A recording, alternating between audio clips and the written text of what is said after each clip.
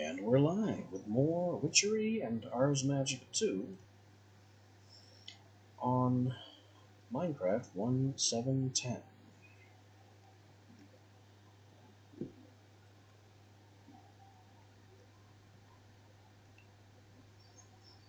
I don't quite remember where we left off, but I do recall that our Witchery battery is coming along very nicely. I just need more Witchery type plant seeds to continue it. This side is almost completely jammed full of nonsense.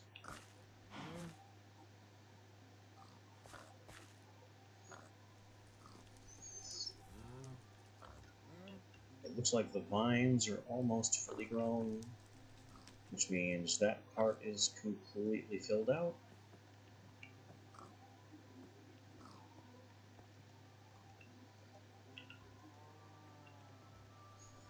So what we need now is to get back into the mines and maybe to do some shenanigans with our farm animals over here.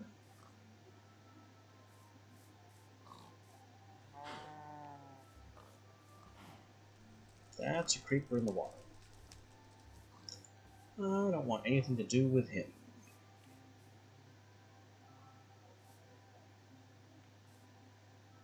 There's an argument to be made for playing around with the farm.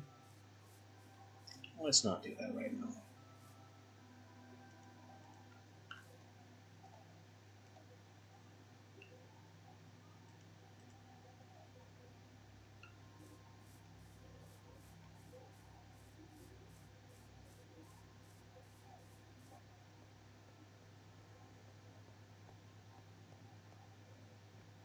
Instead, down we go to find more resources. Mostly iron, I think. Which, again, allegedly has the same rarity at every altitude, every depth. I keep making that mistake. From here, straight on down to bedrock. But in practice, that doesn't exactly seem to be the case.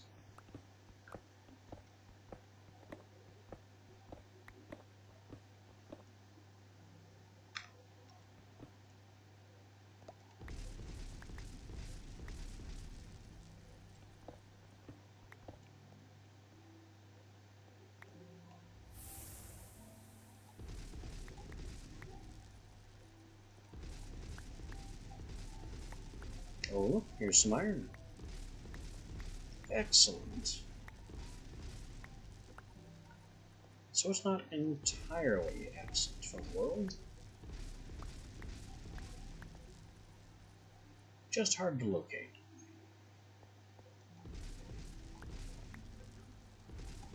And certainly harder than it should be.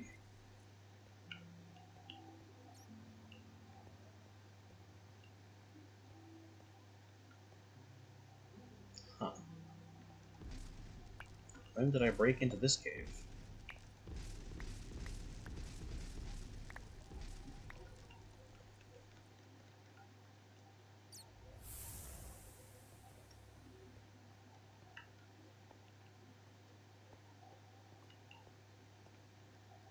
I do not remember this tunnel at all. Now I do.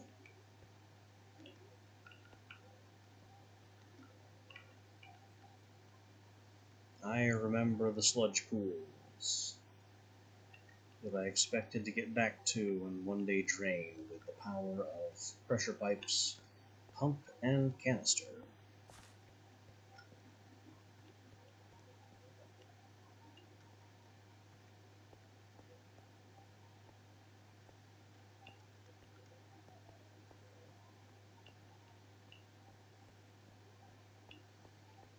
But that is not what we're about right now.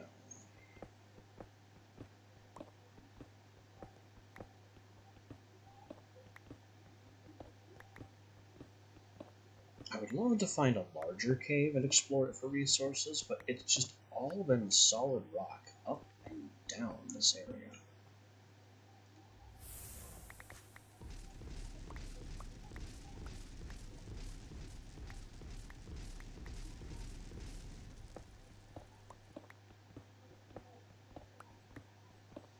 Although that huge cluster of monsters to the southeast, to the southwest, is probably something.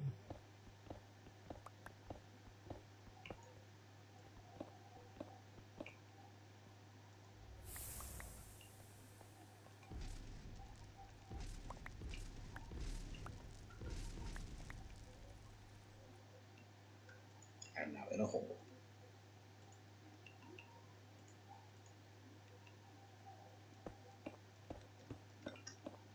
That's better.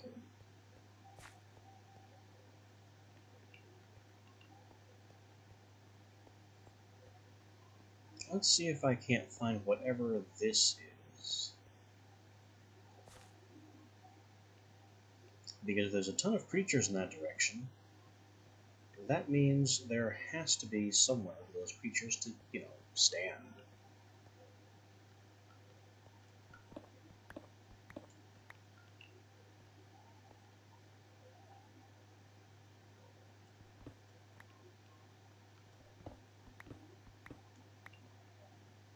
I'll just mark this every third block, because this is still intended to be a strip mine. I don't want to disrupt the strip mine pattern.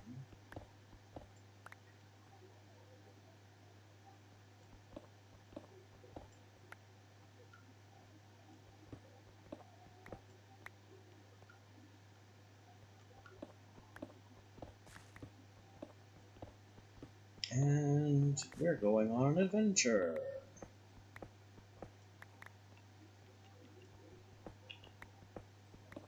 Yo, I'm explicitly not doing that.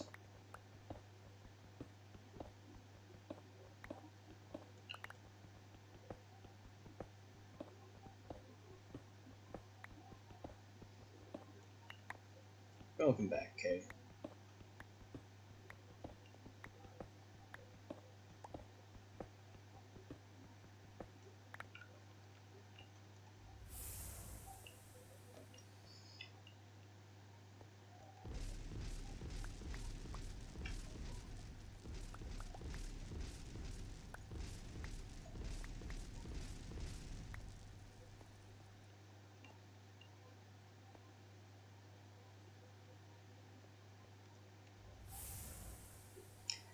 No, not really. They're still lurking in the Discord. Haven't said a word since.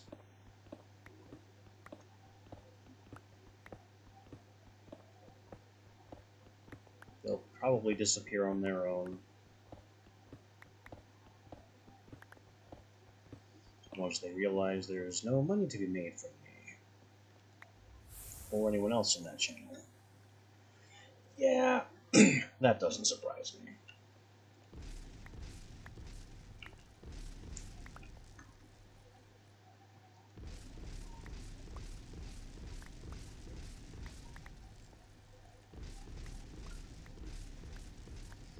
That's how I caught on to them mostly being bots, because I actually checked it a few times, and it was all the same art.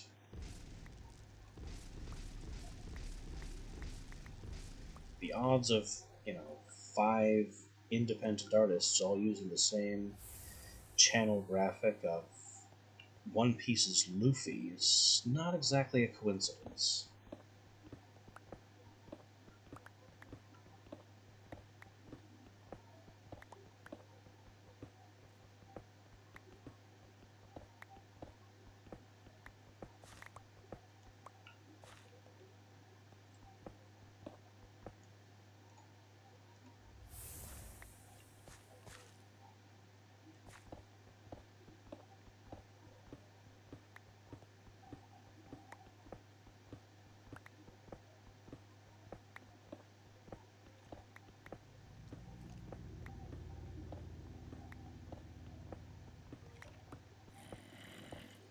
Alright, so we're hearing cave and monster noises. I still have no evidence of those caves actually being real. Ow. Just kind of stared at the gravel as it poured onto my head. Brilliant. Yeah, I've seen that happen as well. One of the streamers I follow, I've watched him get just swarmed. So he put the chat on lockdown, banned all the swarmers, and then they came back like 5 times. Somebody with an entire botnet just spamming the same message hundreds of times with tiny variations, so it couldn't just be put on the chat ban list.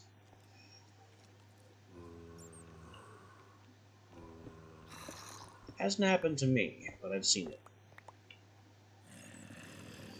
I am not big enough to attract anyone willing to cause that kind of disruption.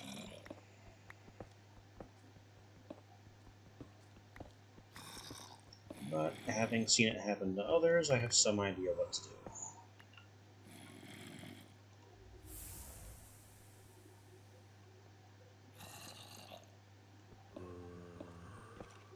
Now, where is this zombie noise coming from?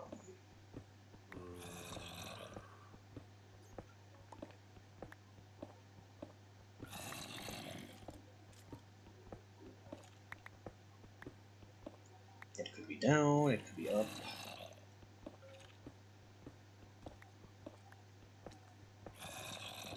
Spatial sound vertically has never been a strong point of Minecraft. So I just have no idea where these noises are coming from. And I'm trying to find them.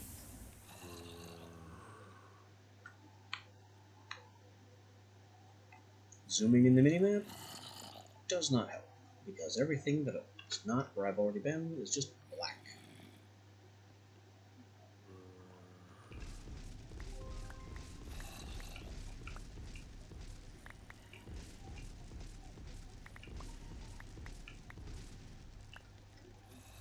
Well, I guess it's not down.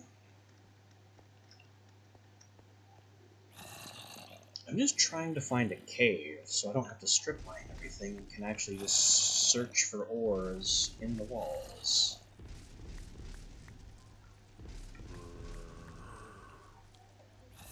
But all I'm finding is more solid rock and noises of dubious origin. Aha! We've got it now.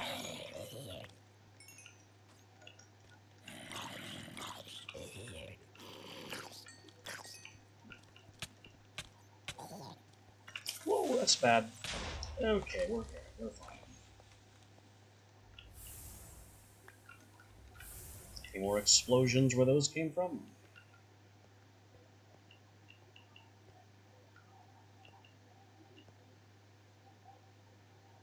Nope, just that skeleton.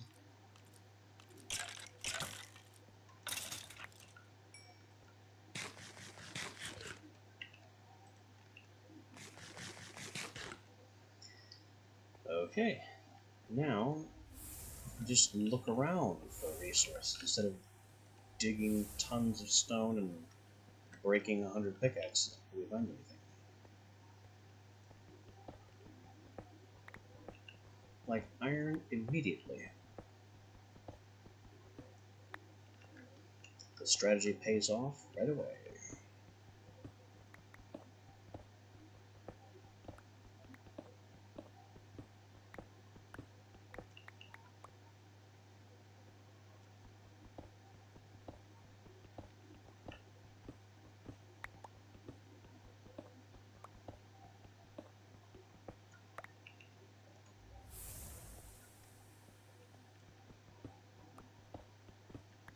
I need to conserve my mana to place lights, because lights are surprisingly expensive.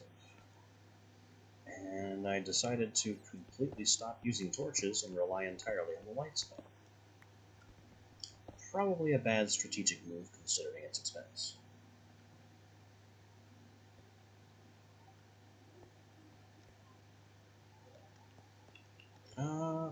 Not sure which blocks you mean. I've got a few monitors in here from various types of... Oh boy! Those are magic mana elementals.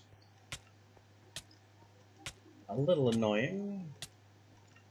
More dangerous the more magical I am. The gray ones.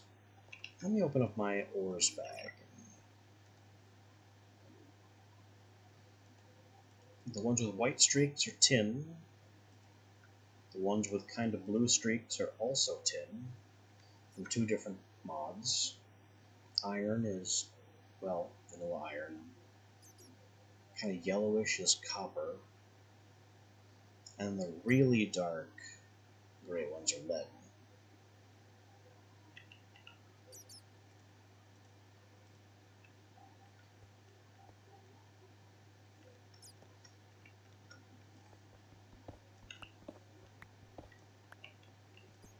We got blue topaz from Mars Magica. Forestry copper, which is the very dull and yellow copper. And there's another kind of copper in here as well from thermal expansion, which is more vibrant color.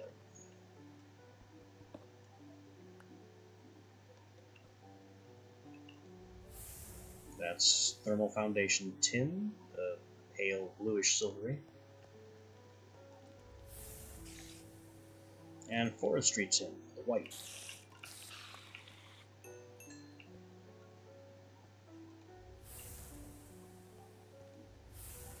You'd think so, but not this time. Our lead is for making battery contacts. That's pretty much it. Thermal expansion uses lead for much of its power transfer. Electric cables and batteries, mostly.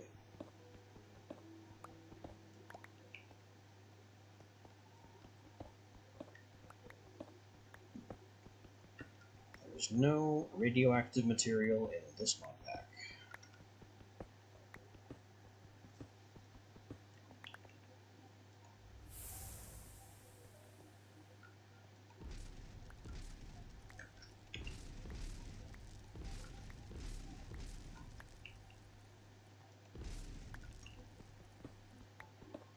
Thermal expansion copper, the bright orange.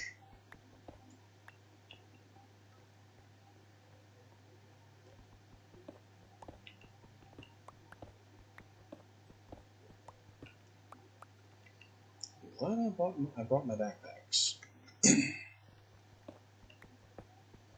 Although the forester's backpack is not going to see much use down here.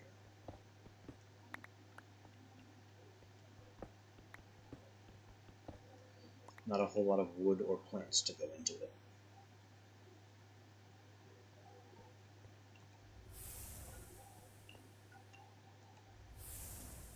Oh look, another one of those guys.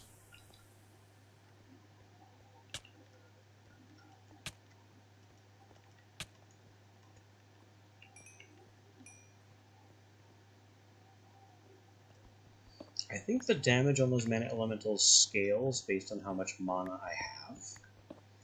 And they also drain mana from me with every hit. So they're not that dangerous yet, because we're not very powerful. That will change.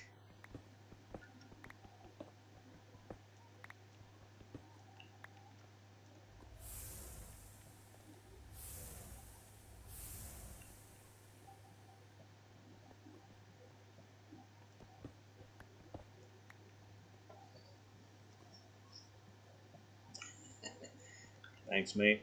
Maybe I'll see you next time.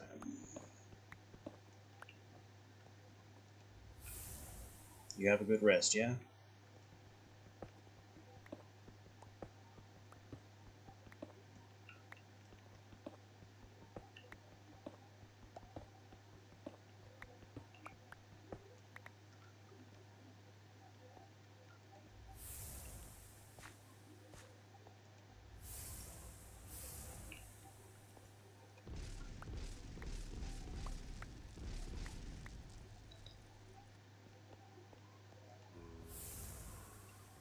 Alright, the tin and copper seems doing pretty well.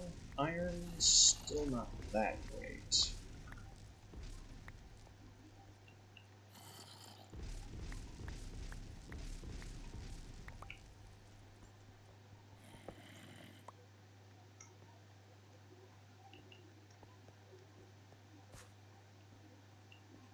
I think it may really be time to focus on getting into an enchanting table setup.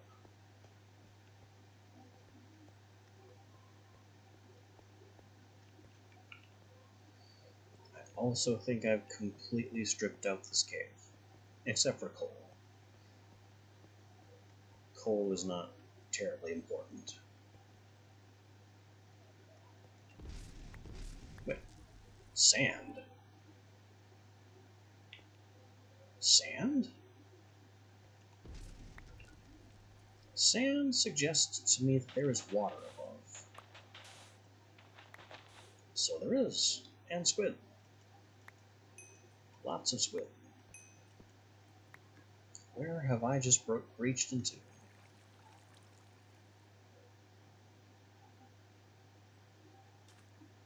A sinkhole at the bottom of a river or lake.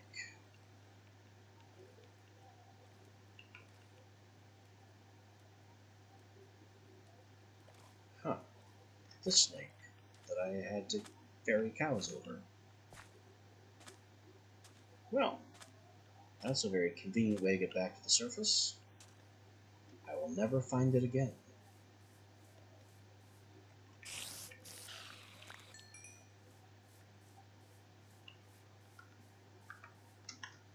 Oop, wrong key.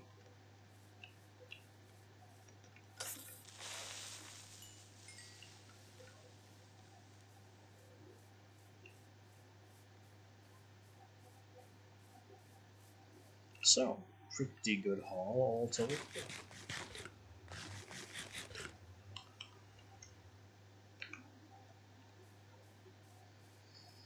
Pretty good haul.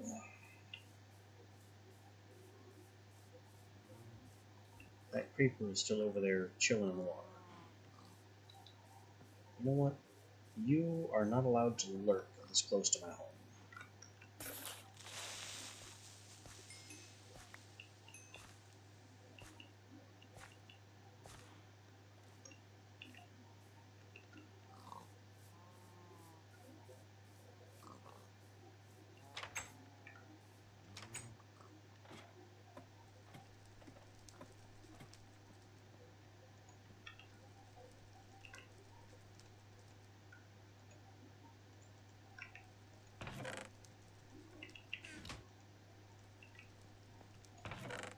A forester's bag. This row of stuff right here tells me I need another bag. A hunter's bag. Because that hunter's bag will automatically collect mob drops. We have iron, we have tons of copper. Of both flavors. Tin, lead, more tin. And some more AM2 resources. I think what I'm going to do here is get into using the smelter. But I don't know, do I want to do that for copper specifically? Copper can pulverize into trace gold. 10% chance. Tin pulverizes into trace iron. I think I can afford to lose the trace iron.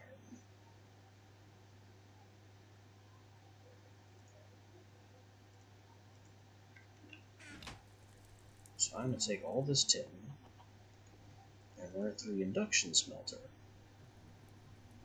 That will still double it.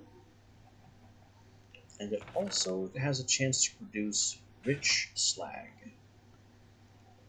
Rich slag has exactly one use. Well, exactly two uses. One of them is to make an improved fertilizer, which I don't care about.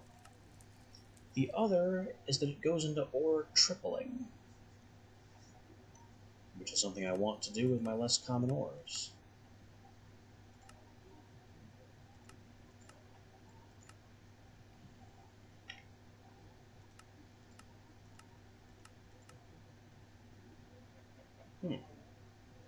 Gold also can cinnabar. Gold pulverizes into cinnabar. Silk-touched redstone pulverizes into cinnabar. And cinnabar also is an ore tripler. An even more potent one. It also guarantees secondary products, and practically guarantees rich slag, which is itself an ore tripler. So if I can get Silk Touch and target redstone, that'd be nice.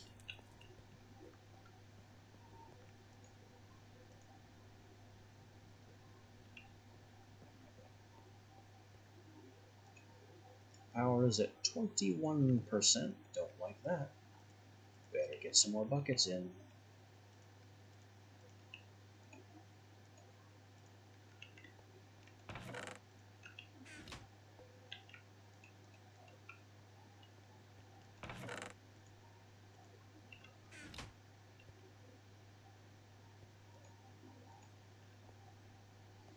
Power is slowly going up. I know that's hard to read.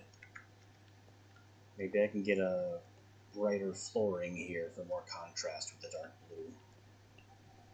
But I don't know if I have a color that would work for. It's all basically vanilla materials here.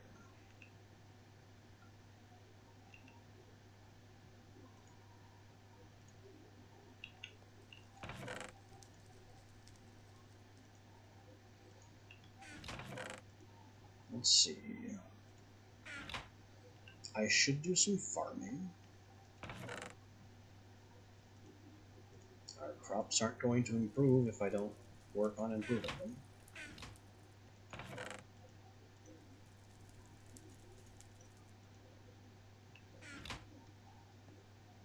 I need a hunter's pack,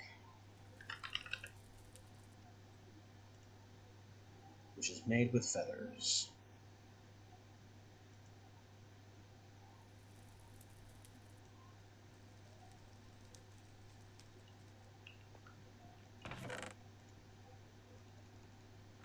Four string, 2 feathers, 1 chest, 2 wool.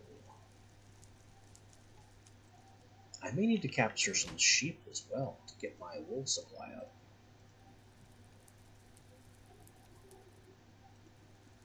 There's the hunter's pack. I also need to build a dark room so I can start growing the dark required crops.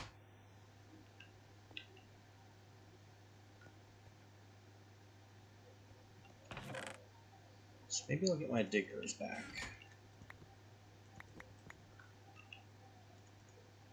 Grab a bunch of cobble. A door would be nice.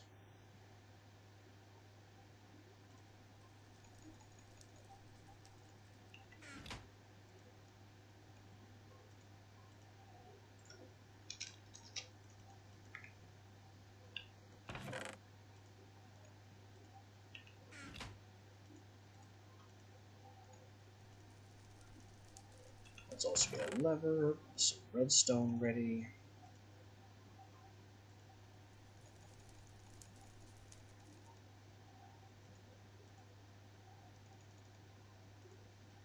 I have some ideas, okay?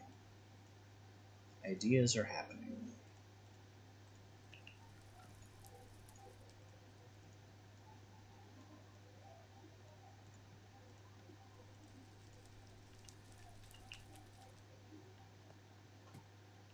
And it's dark.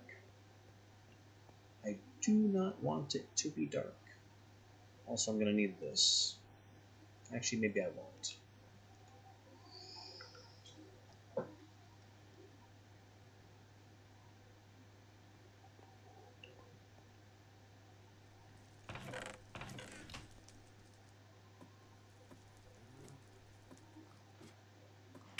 I know I'm getting a little confusing. Okay, this is birch.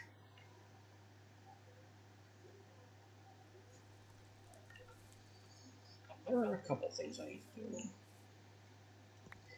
One of them is to get more chickens, which I'm going to throw over here. And maybe this will give me some chickens. There's a chicken. 2 chickens. I don't know how I'm going to get those chickens into this chicken hole, or if I even want them in there. Oh, I need to clipper the wheat.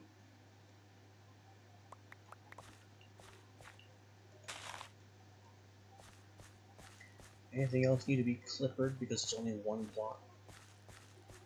Yes.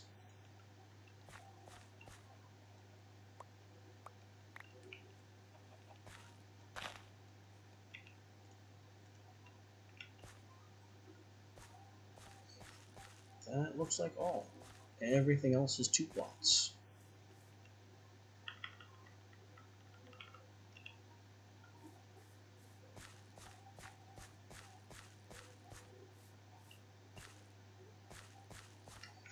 I need a dark garden space.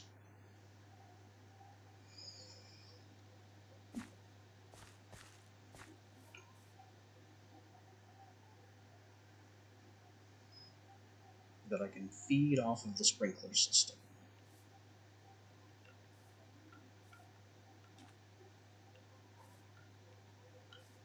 I think the way to do that is going to be, or the place to do that is going to be here.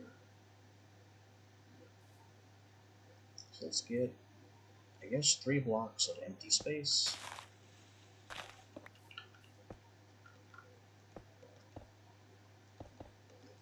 Make a doorway.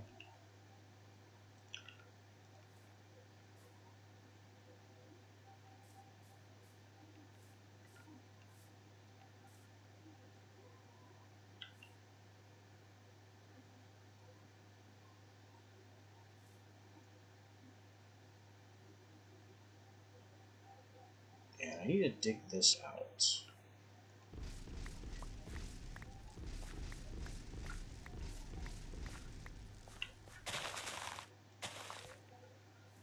So how is this going to work?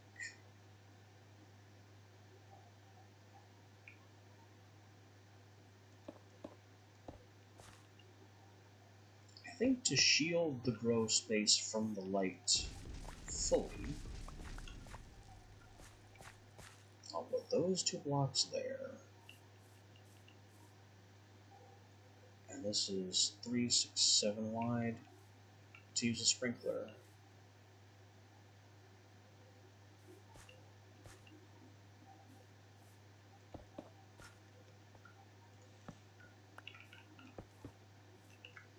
Put my shovel. I have all the wrong tools because I'm trying to do 3 projects at once and ignoring most of them.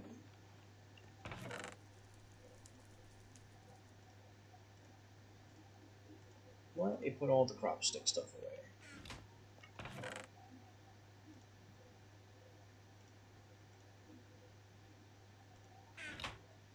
Because doing this diggy stuff is a bit more important right now. What am I looking for? My pick.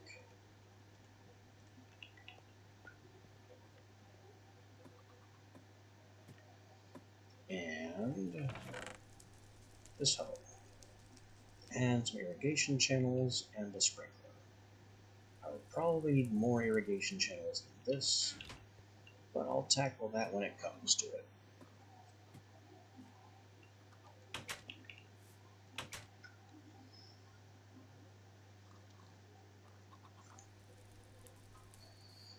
So the idea here is that I'll extend this irrigation channel here and create a grow room here that is shielded from the light and is fed by a sprinkler. Shielding the grow area from the light is also going to require some other concerns, and I'm also a bit of a dummy, because it's going to require mycelium to grow the mushrooms. And I don't know how I expect to pull that off.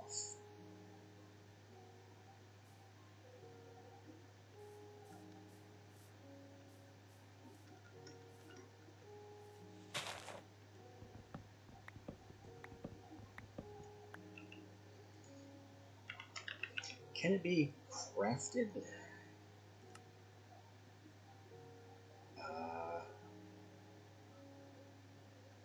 Mulch, decaying wheat, mycelium. See, I understand none of this. I know what this machine is, but I don't really know what any of this means.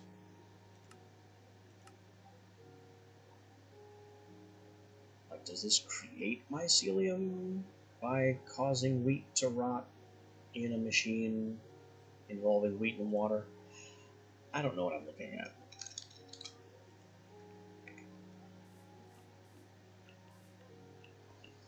But if it can create mycelium, I'm going to have to look into it.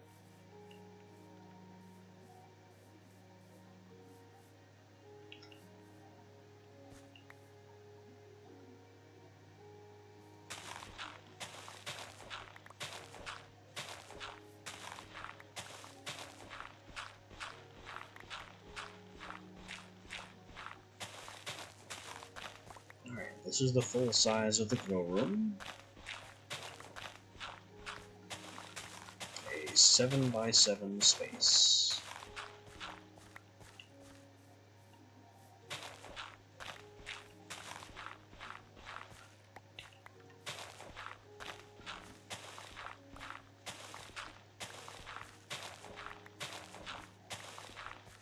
Let's just confirm 1, 2, 3, 4, 5, 6, 7. Perfect.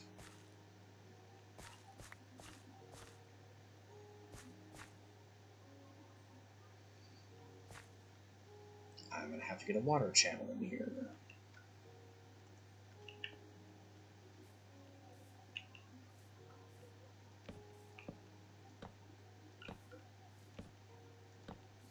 Which I definitely am not carrying enough irrigation channel to do. That's okay, it's only made of birch. It's very cheap.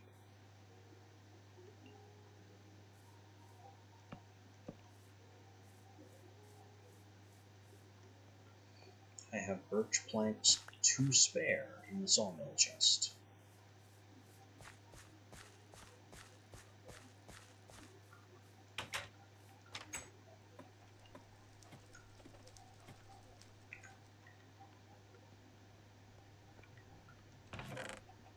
Also, I have tin now. And some rich slag, and we need these.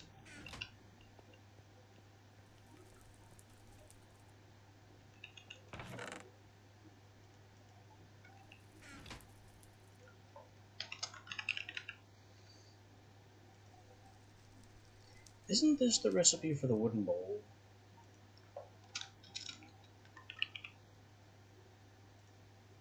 Nope, bowls are made with slabs.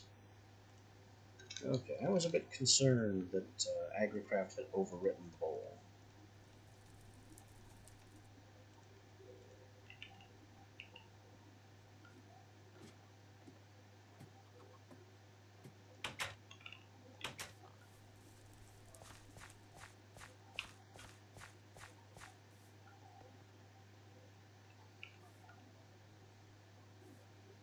Anyway, I have to get irrigation to this point. So we'll just carry the channel over. And it has to be directly over the center. Sprinkle. Easy.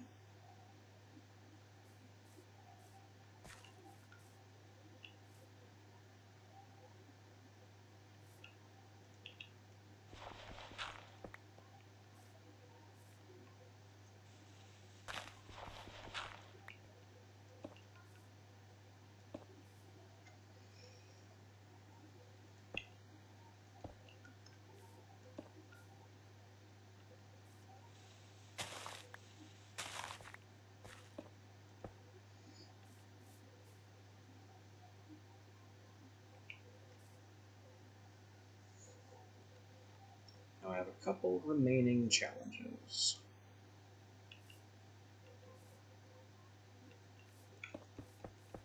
First, we need to completely black this room out. But we also need a way to flood it with light and then see what's in there without going in there ourselves.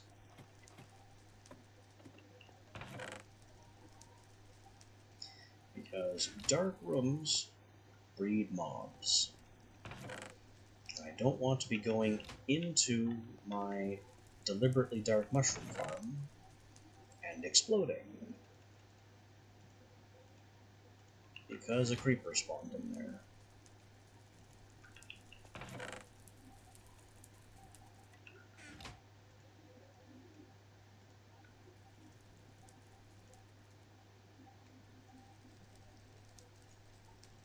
Solving this is going to involve powered lights.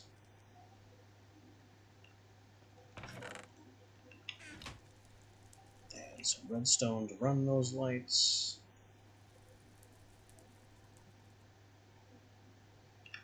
And some glass to be able to see into the room.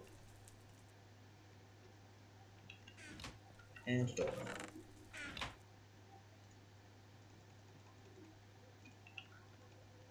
To make sure what's in the room stays in the room until I'm ready to go in the room.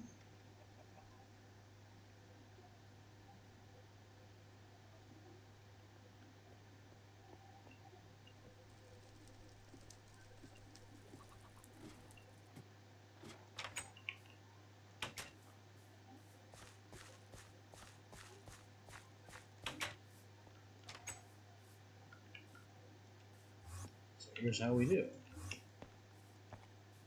Door, windows.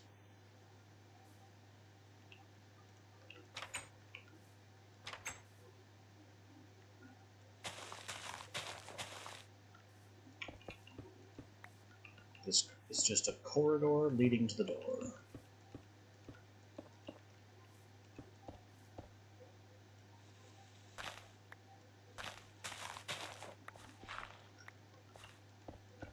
Doesn't need to be anything else.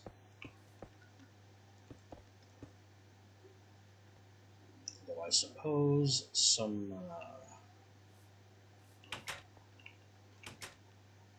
like a chest in here to better manage some of the items might be nice. I don't really care that much though.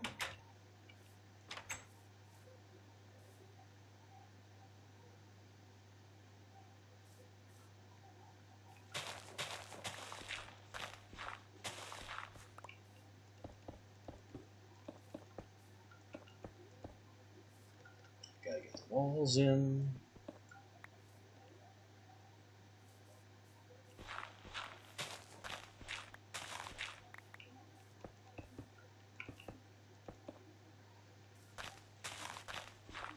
And then we'll do a ceiling.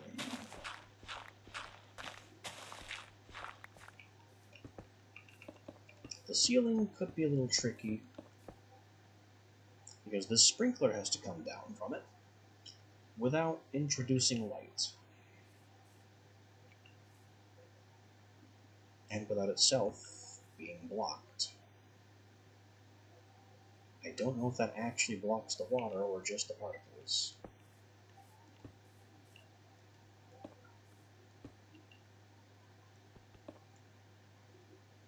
What a sadly rainstorm this is. Also, how is it managing to spray through the corners? It's such a funny particle show.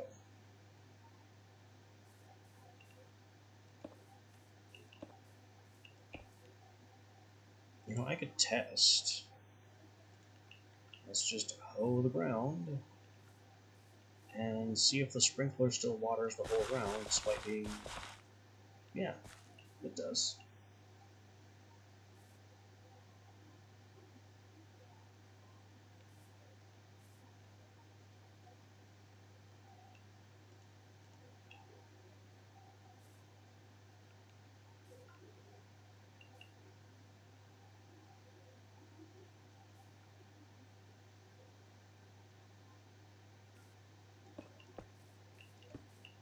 build this out into a stupid hashtag shape. Good old pound sign. Then get redstone lamps in these semi-corners. This is only going to be 2 blocks high, which will be a little claustrophobic, but I don't care.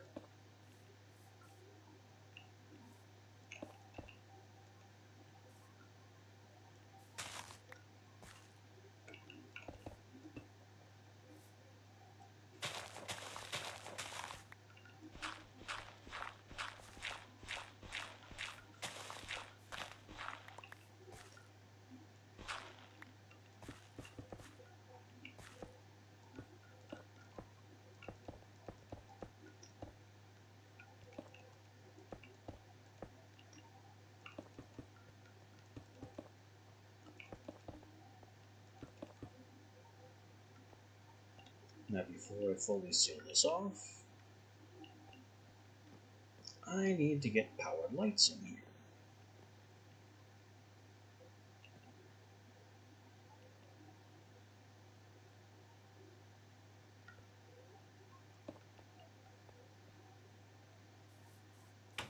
Which I think is going to have to be a lever. Well, it doesn't have to be in the ceiling, it can be there. We'll just throw it. Pull the lever. Now that the lever is pulled,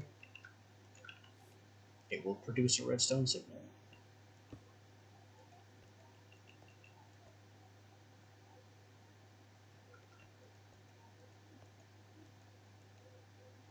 Which I can use to light all 4 lamps.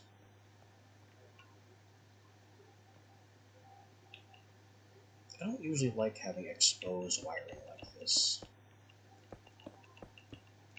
but it's just on the surface. It's fine.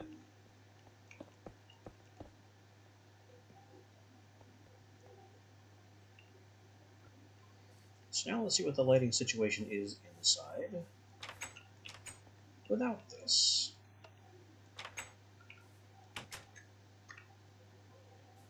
As I fear, there's still too much light getting in through the sprinkler hole.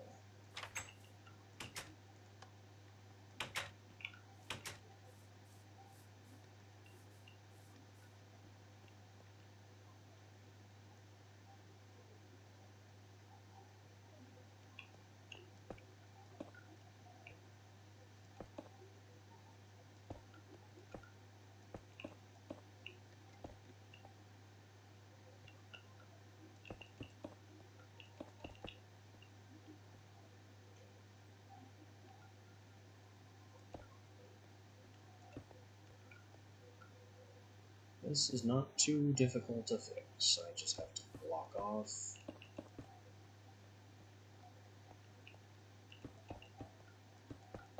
the redstone channel.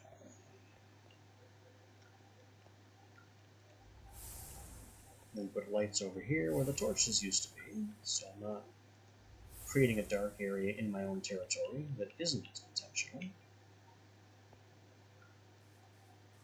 Alright, how is the lighting situation inside the dark room now?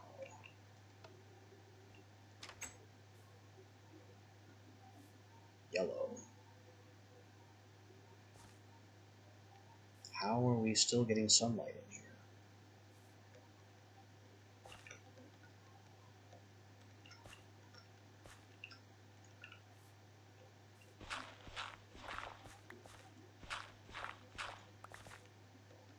These X's need to be red in order for this to work.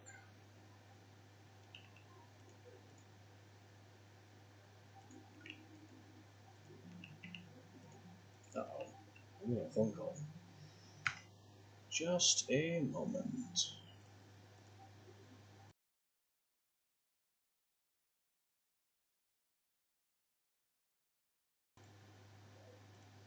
Never mind. They were impatient and hung up immediately.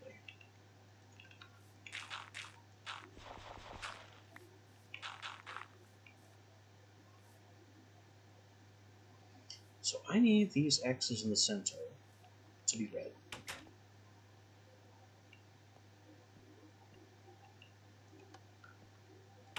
Which means somehow more lighting is getting in up here.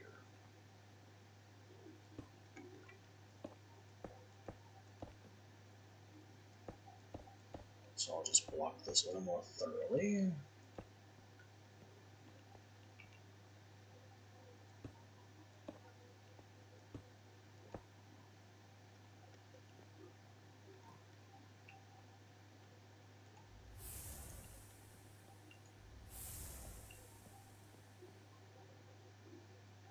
And check again.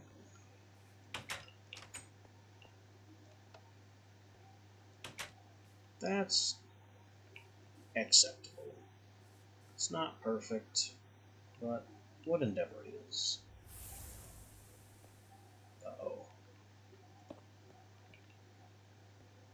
So I can't have yellow X's in this room, but I also don't want lit squares in the actual farm itself. I guess I'll have to deal with it. There's just not much I can do about it right now.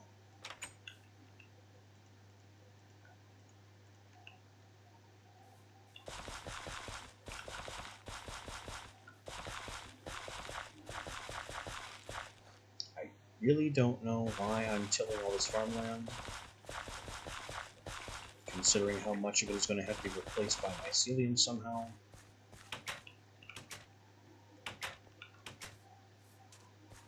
But I'll deal with those questions later.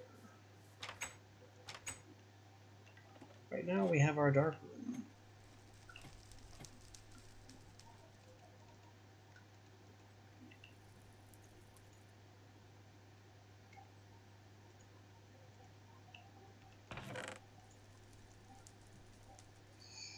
Which means this tarma root seed, at least, I think, is growable.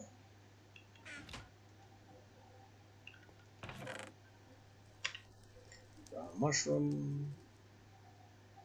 Okay, brown mushroom and desert nova mix to create tarma root. But brown mushroom must be grown on mycelium, which we don't have.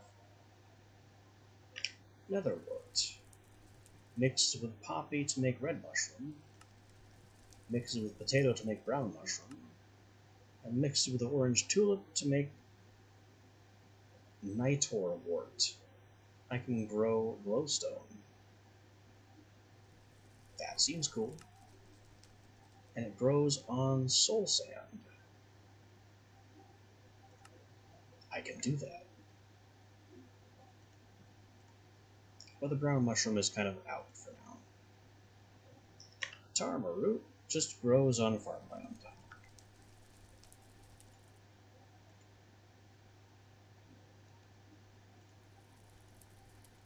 Alright, let's prepare to do some farming.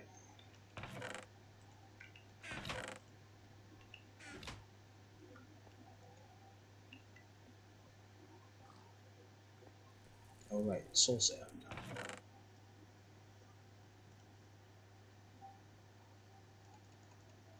We'll start with 4, though I definitely want more once they are fully bred.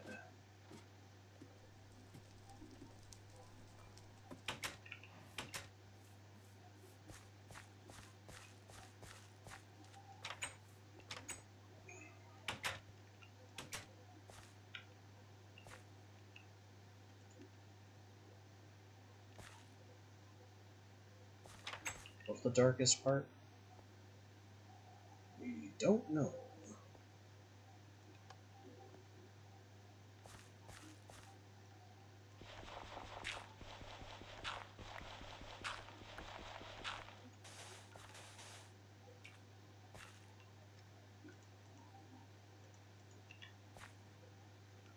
Crop sticks, netherwort. This plant cannot grow here. If we kill the lights, this plant is fertile and can grow. That's all I wanted to see.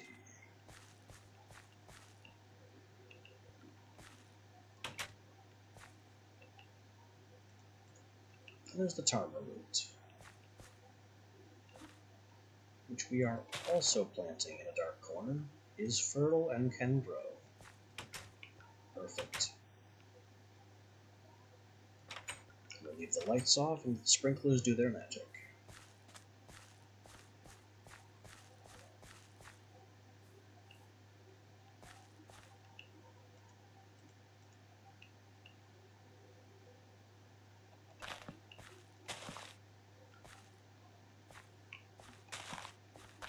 Potatoes are close to done.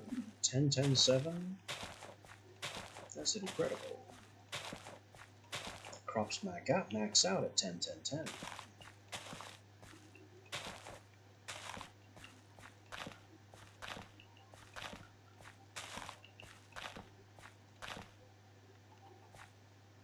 Weeds. Not allowed.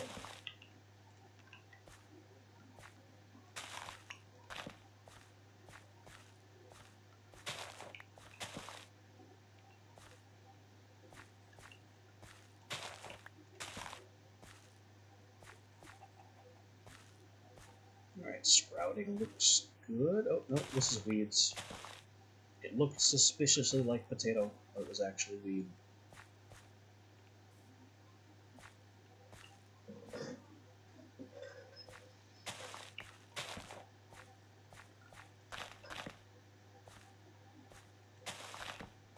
Weeds can sometimes be hard to recognize, which is why I'm glad I have Wyla installed.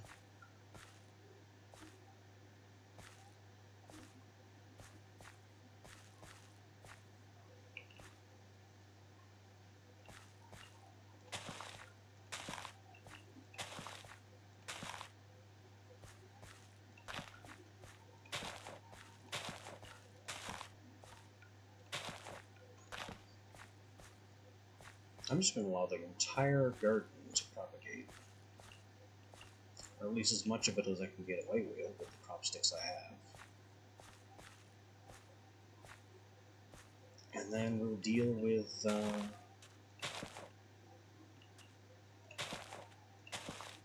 identification some other time.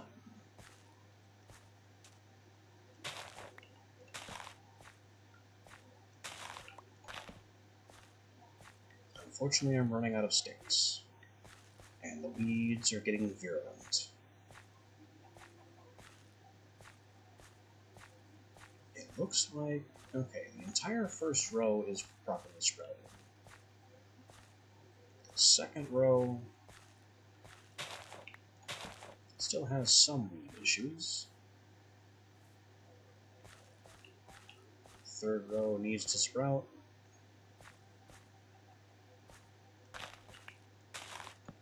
And the little extra things that I've done on the fourth row are hit and miss. I'm sorry, boom?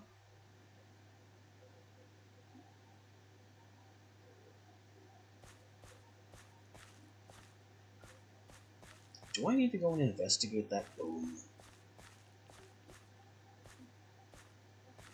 I think we do. Even though I really don't want to leave my plants at the risk of being weed-eaten. Since some of these are still sprouting weeds.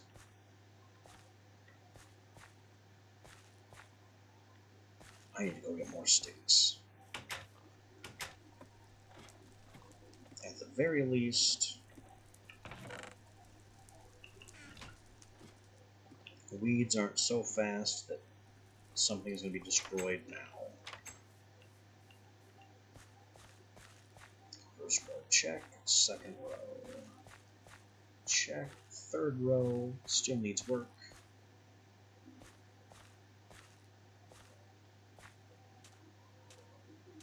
Fourth row, we're still waiting on a couple.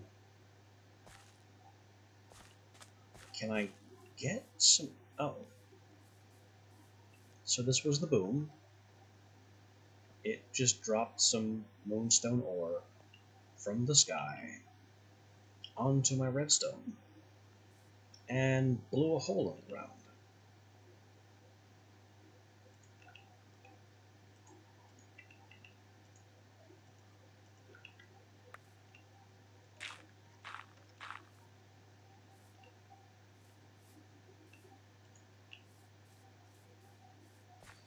I will deal with that in a minute.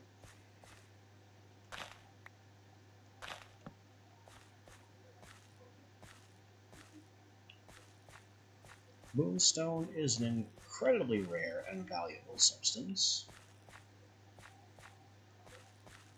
that only exists if your magic level is apparently above 10 or above, and that attracts these meteors to fall from the sky and ruin your builds.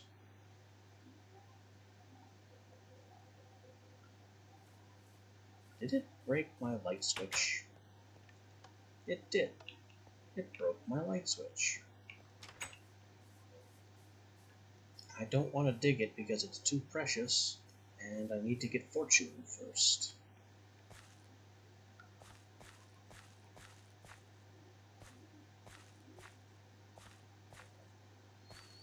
Okay, everything has sprouted correctly, so I can stop being concerned about my plants.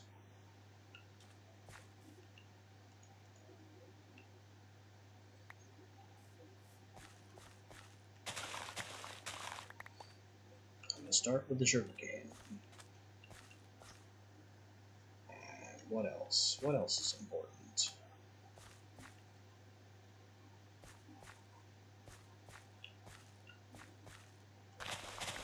The wheat and potatoes. Huh. Poison potatoes. Not considered a crop anymore. Interesting.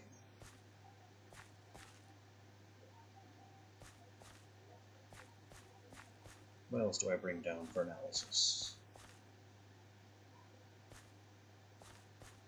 The melons aren't super critical anymore. Pumpkins never were. Snowbell? Snowbell.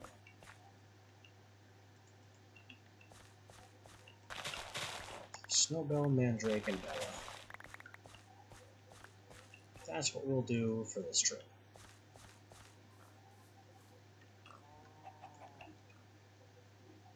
Also, let me get some wheat. And some carrots, which will also go in the backpack. I don't want them to.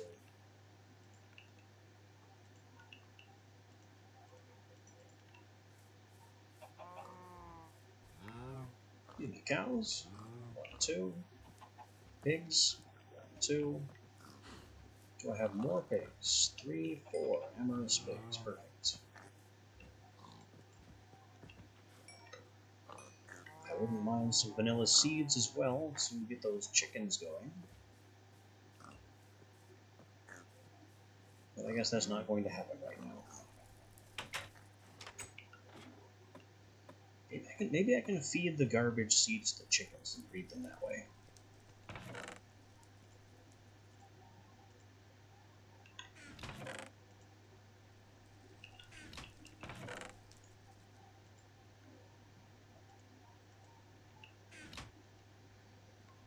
Alright, Snowbell.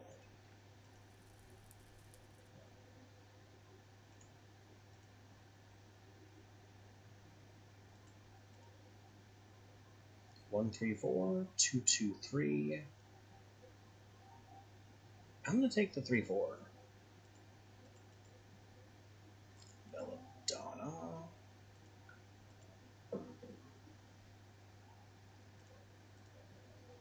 7, 10, 9. That's tempting. 6, 9, 9. Well, we know which one we're taking, don't we? Mandrake.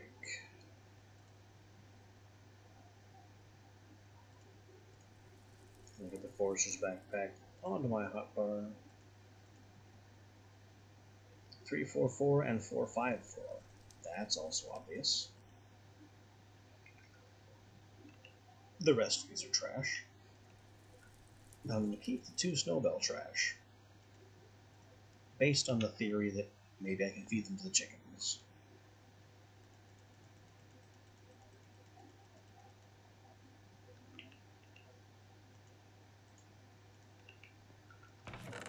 Let's get more potato, some icy needles, some wood, and saplings and sugarcane. Sugarcane I'm gonna need a lot of, because we're getting into books and paper and enchanting table. Gonna need vanilla bookshelves. And the enchanting table, which upgrades into the advanced enchanting table with an Eye of Ender. The advanced enchanting table allows us to choose our own enchantments, though I believe it's more expensive XP-wise. Still, relying on RNG for our enchantments is pretty much a fool's game.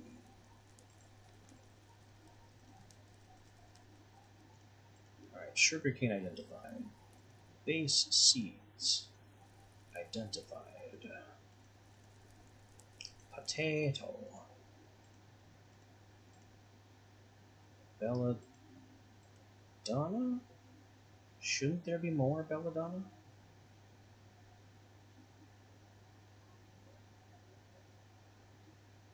Oh. This is the belladonna I was keeping. And this is a belladonna 1 that I don't know where it came from. Oh, it came from the grass. I broke grass a while ago. So what do we have?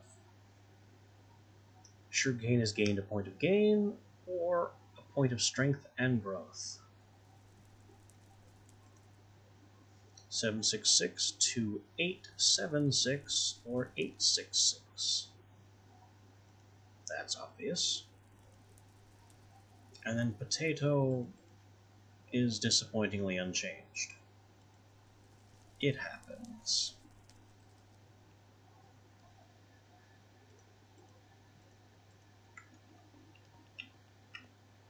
Let's get these crops back into circulation.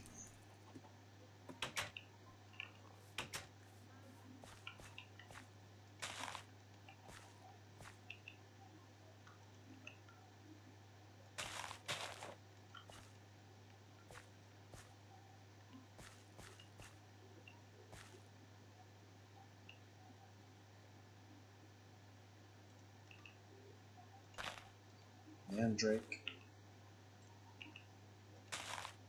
Bella. That's in the wrong place.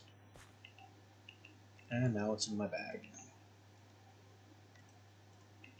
There is a drawback to using backpacks. Sometimes stuff goes in there that you don't want it to. And it would be too much hassle to tell it to stop.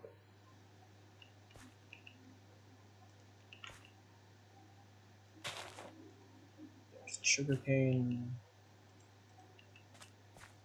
And didn't I plant? I did plant potato.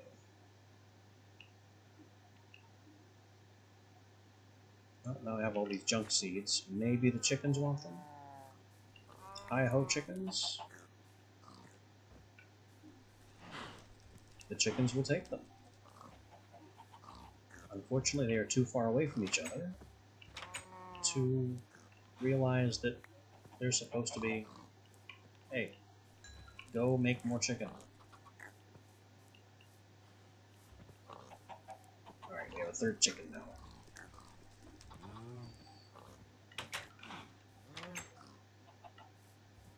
I'm also going to need to get sheep in here and carve a little safety zone so more creepers don't mysteriously end up inside. I need apparently 2 wall blocks to finish sealing that off, because those 2 wall blocks exploded.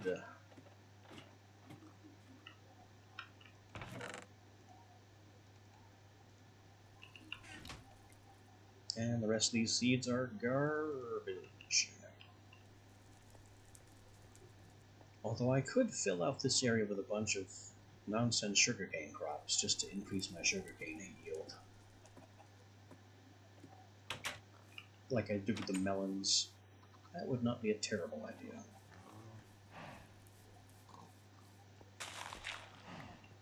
What am I doing? I can escape now. No. No. Stop. No. Why am I a fool? Get out of the way. Stop. Cow, I will murder you. There. Now I've got to get the escapees back in the pen. The cow, it looks like, has already decided that his place is back in the pen. Yep, in the pen. It's the escaped chicken I need to be concerned with. There he goes.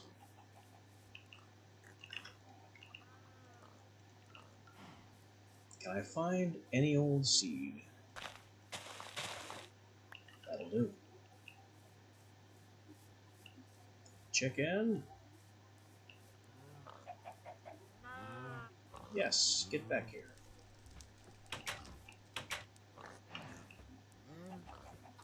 This way. Follow the single step that I left. Perfect.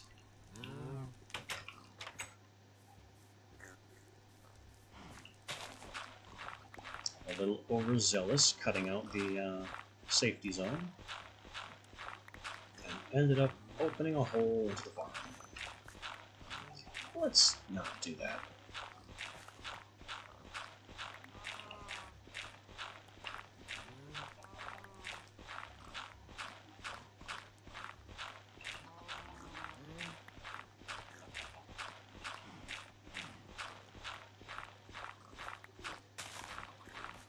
Whoops. That plant needs to go back here.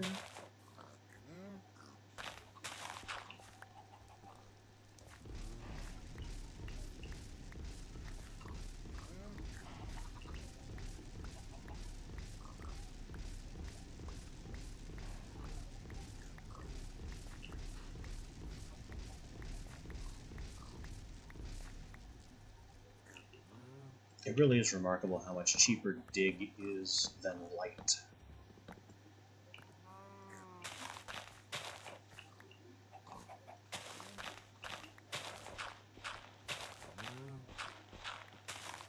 You expect creating a shiny dot would require less effort than destroying an entire block of up to stone quality.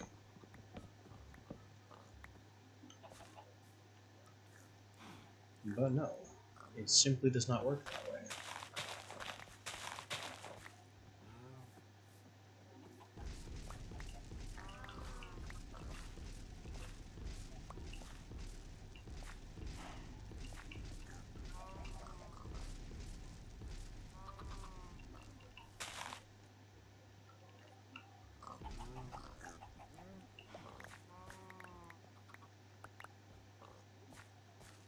Okay, now the chance of a creeper falling into the animal pen are much reduced.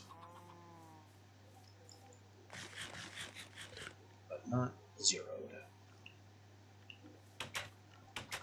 No matter. It's dark. We are done with that nonsense for now. That cow is certainly on the dinner plate. Not immediately, but the winds are blowing that way.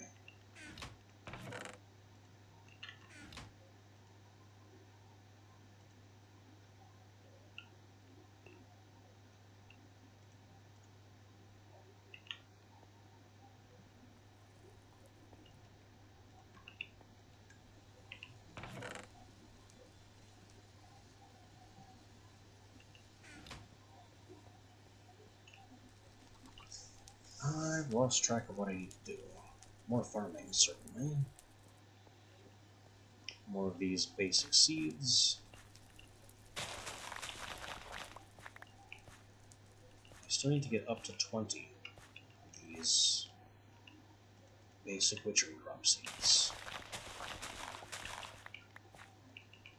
so I can eventually move them into the witchy battery.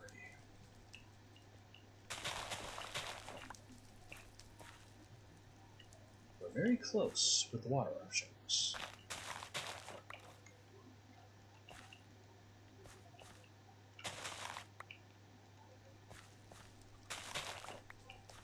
But things are still not going fully according to plan there.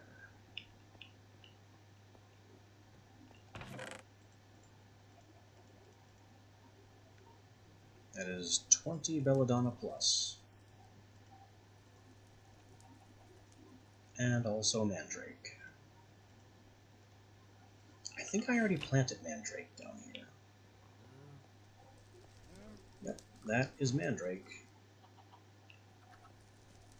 But we didn't do Belladonna.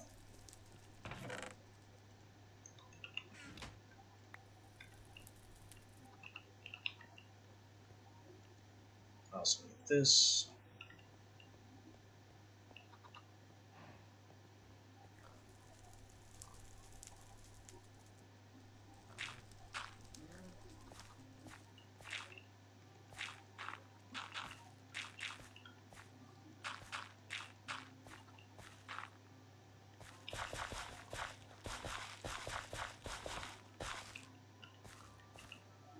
Alright, 20 Belladonna for power.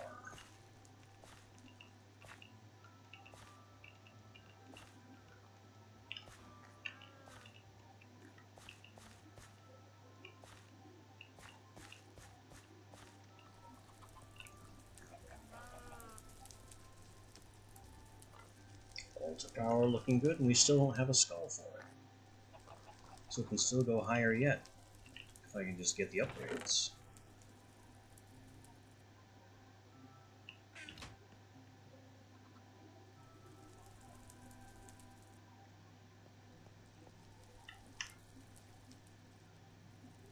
Waiting for tools to be repaired.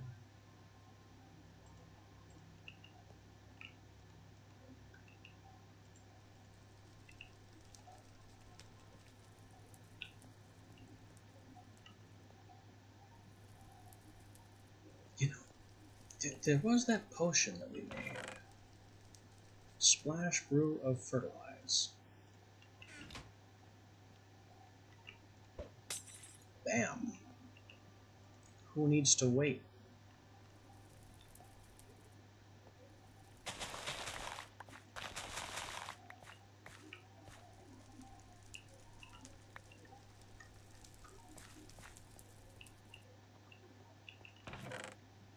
We no longer need to farm Belladonna conventionally. Or Mandrake. Well, maybe Mandrake. Water Artichoke. Let's just move this one over. Still need a few other plants here. Like this. And these.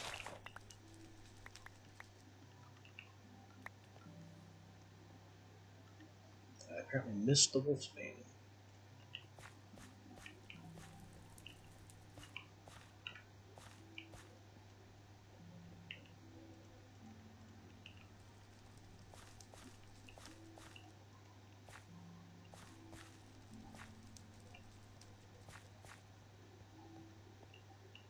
More water artichoke is coming.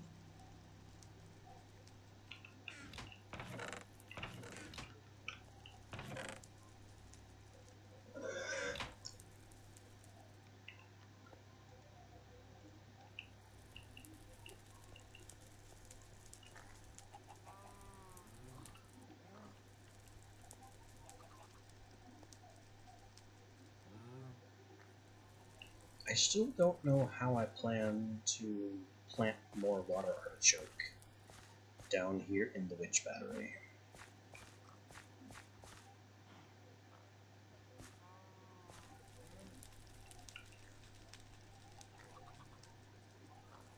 Alright. I did actually goblin away.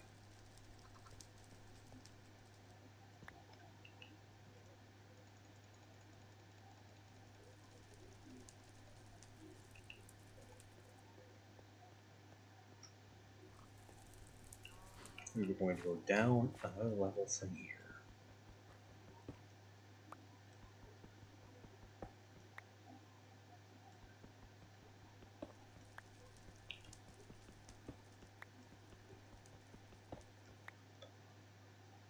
I would like to not drown, please.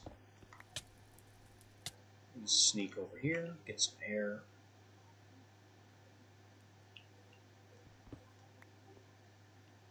And yeah, this is the basic idea.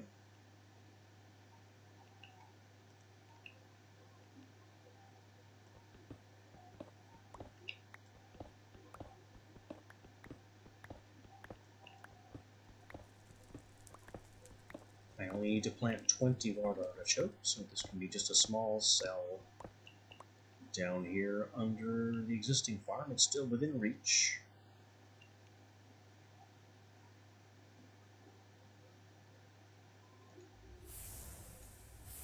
It just needs to be lit.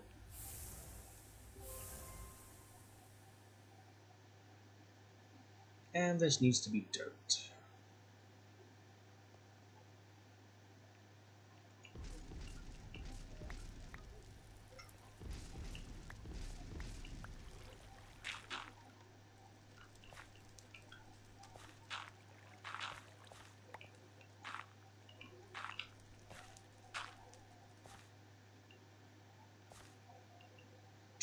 Dirt specifically.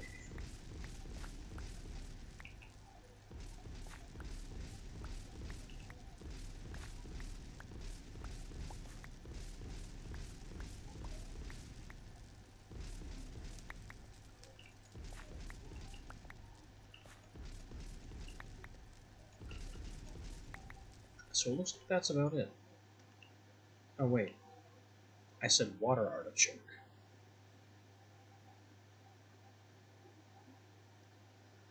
Water artichoke does not require dirt at all, it requires water.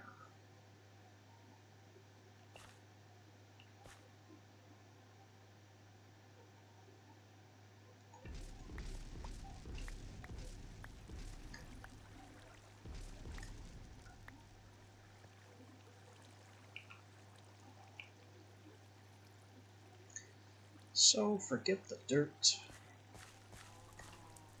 and let me get a bucket.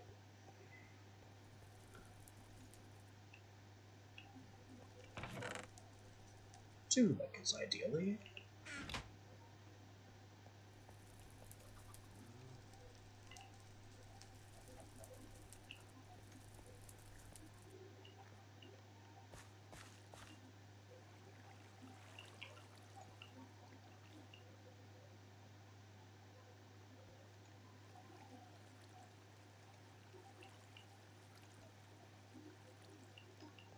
Now I have enough water to propagate this entire pool. There.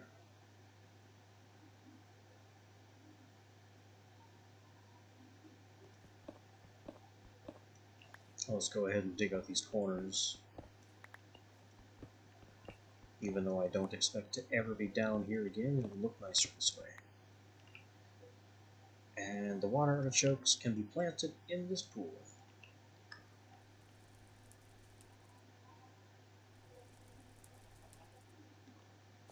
Giving me one more full witchery plant worth of witchy power.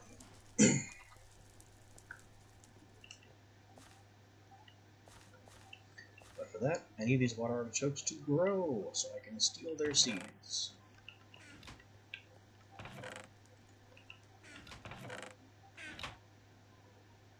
I still want this. Grow.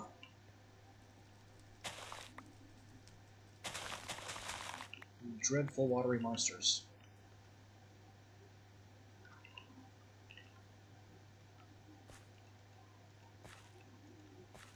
It gave me the exact number of seeds that I harvested. Made more seeds, not the same amount. That's better.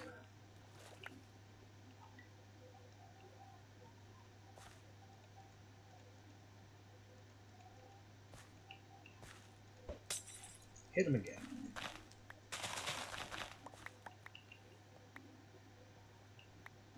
And I'm over 20, which is all I need.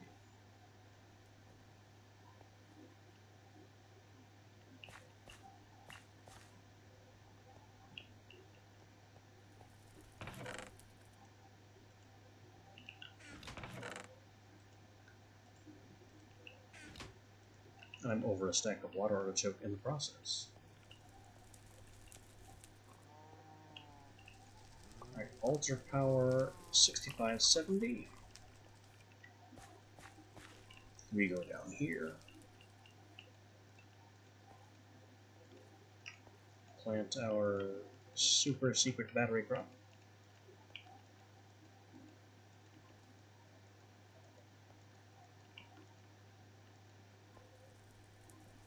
We have 2 extras, which I'll plant anyway, even though they will do nothing. Because the bonus from Water Artichoke is capped at 20 of them.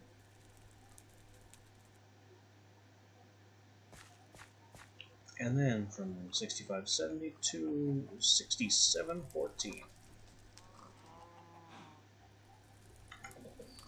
That's a good boost.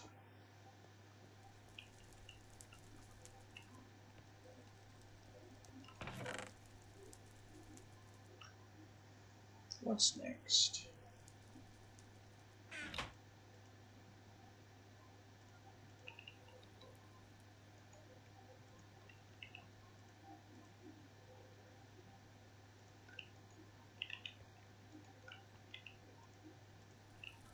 I think more farming. We've not been through the whole garden yet, and it's noon.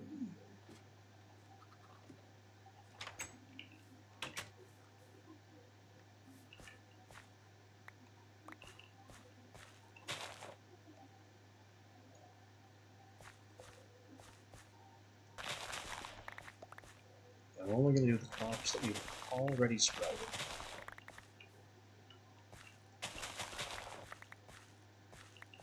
Which might take another trip or two. Also, these need to be clippered.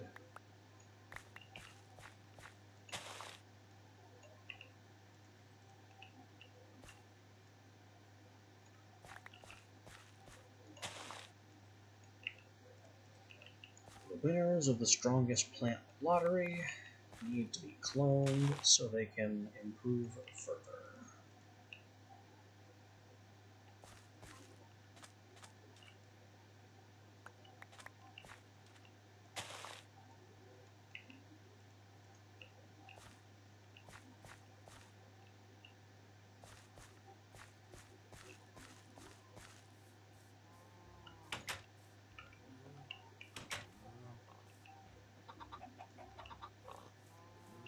Hey pigs, you want some more carrot?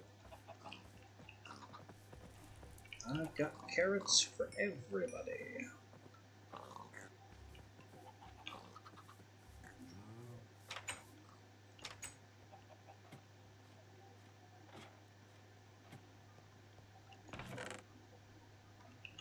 Full up on carrots.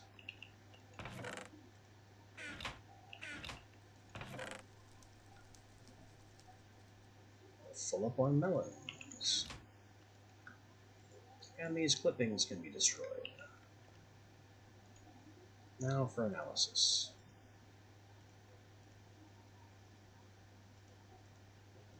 These melon seeds are paired up, that's a bad sign.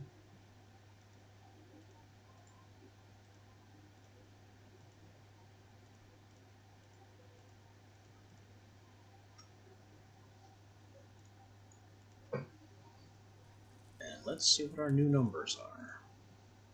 7810 to 7910, or 7810. Bad carrot. 1077 to 1078. It's a step up. 553 to 664, or 553. Obvious. 858 becomes 958 or 959. We do away with the trash.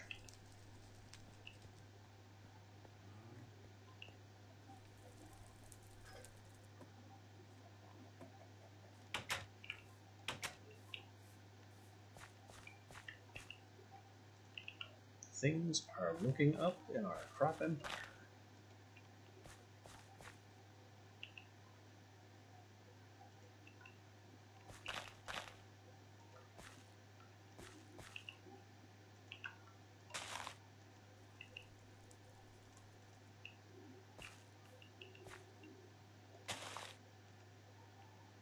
Sarah Blossom's really here? Weird spot for them, but I guess. And before we put the crop tools away completely, how are things looking in here? We have a fully grown tarma root that I meant to clipper, not harvest. That's good. We were able to spread it anyway. And a fully grown netherwort that we can also clipper and spread to the next plot. These plants are preparing for their own growth adventure. And I got some tarma root out of the deal, so good stuff.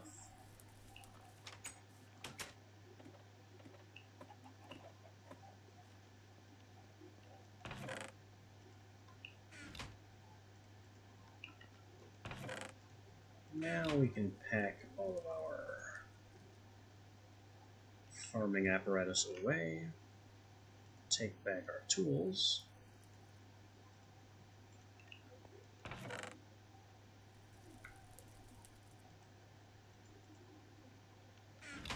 and how's the power doing after the repair job? 3%! That's not good.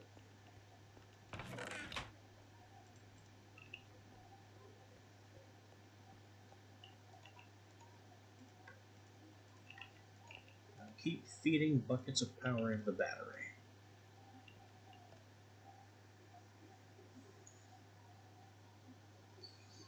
This will get better once I get the second one online.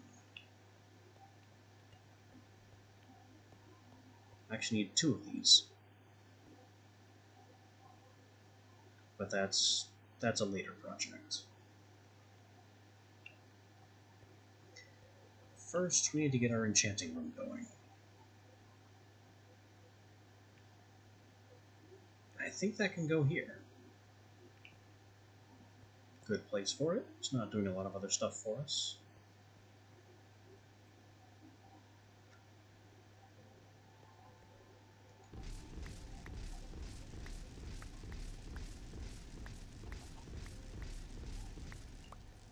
It just has to be a 5x5 room. Wait, I can't carve there. I think that'll go into my machine room. And again, maybe it won't.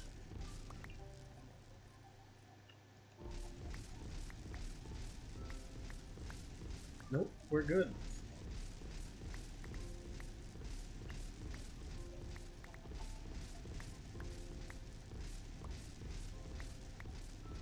Let the mad drilling continue. And free iron. Don't mind if I do. Also, what is in the hunter pack? Eggs. Huh. I didn't know eggs went in there, but it stands to reason.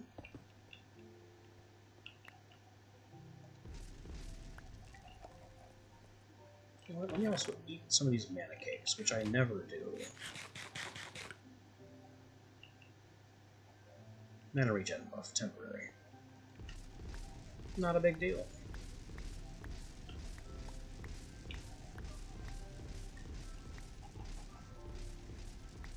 Actually, it is a big deal. Holy crap.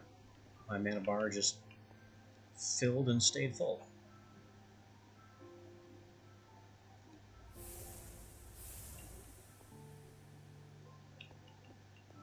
Anyway, there's the lights.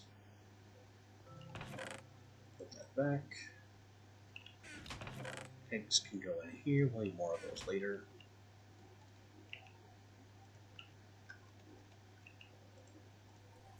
Anything else in here? Miner's pack. The iron.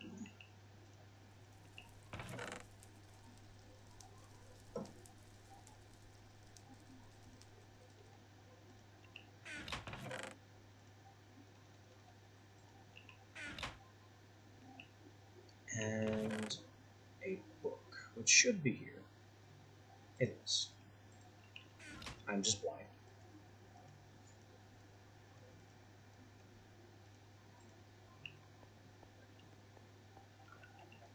Enchanting table.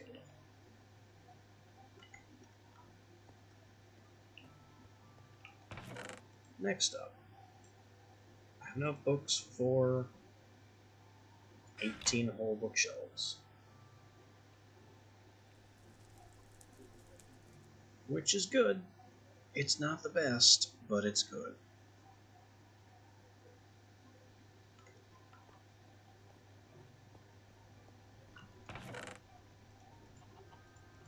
You got a bunch of garbage wood to make those.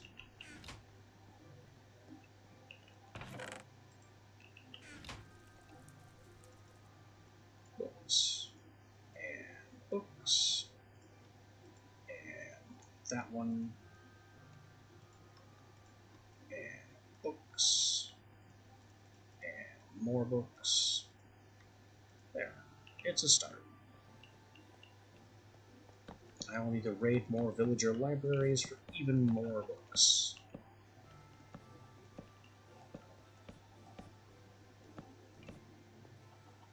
But it's a start.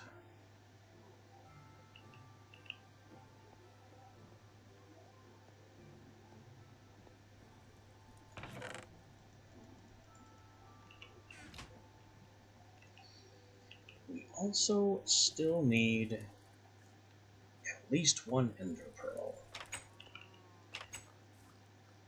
which I have not yet managed to secure.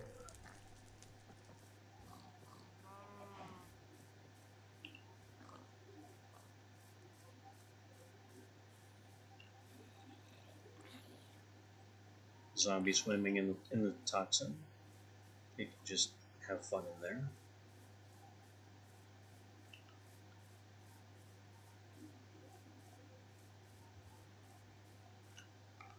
I don't see any Endermen out tonight.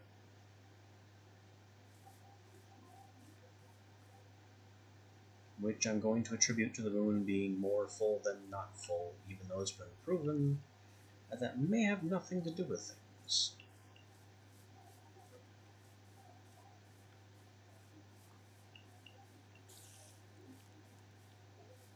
Oh, there's one.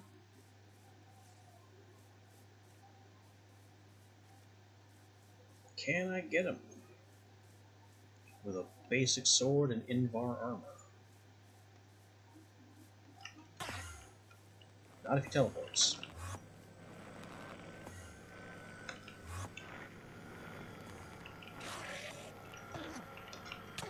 Stop escaping and let me hit you. No pearl.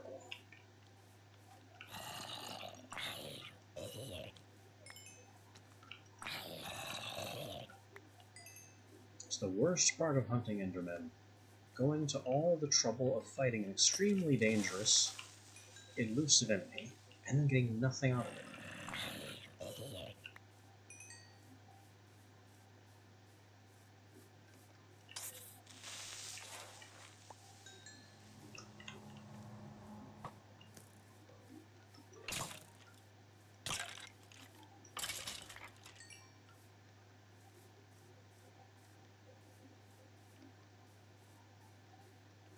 I don't see any other Endermen in the area. Just more conventional problems. And the remnants of the lava pool I drank.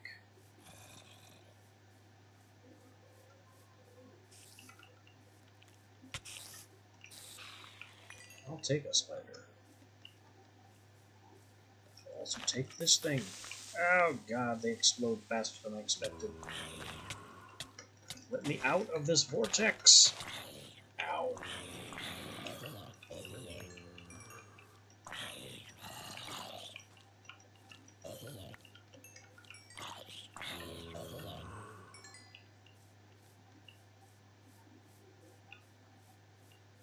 Yeah, that's what makes the blue creepers so devastating.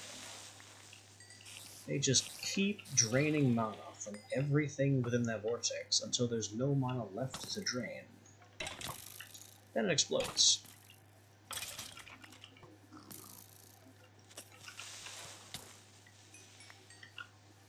also apparently go off sooner than normal creepers, which I did not know.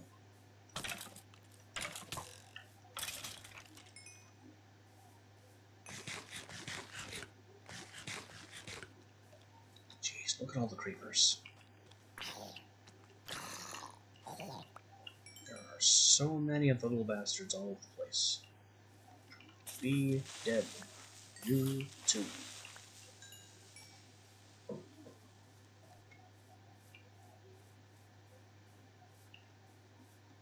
I might have to invest in some attack potions.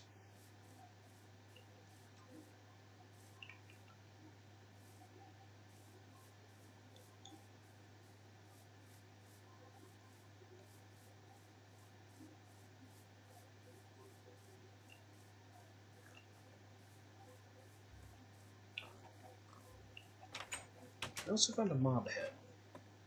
2 mob heads. How did that happen?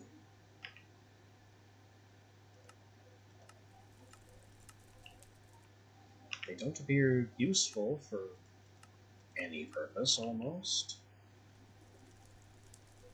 If I put them on the witchery altar, do they count? 6714 times 3. Zombie skull. No. Creeper skull. Also no.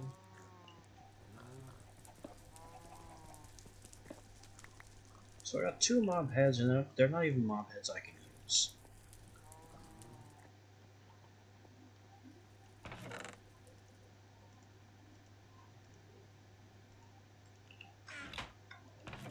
What a disappointment.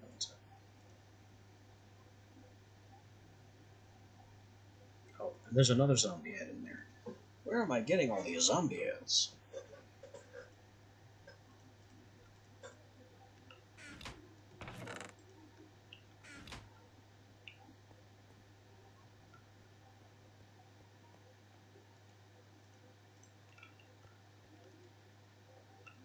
Power at 30%. Needs more power.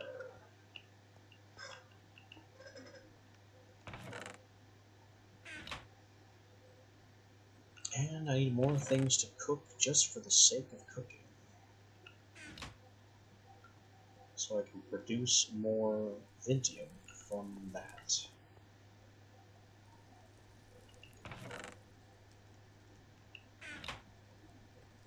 You know what? This is the answer.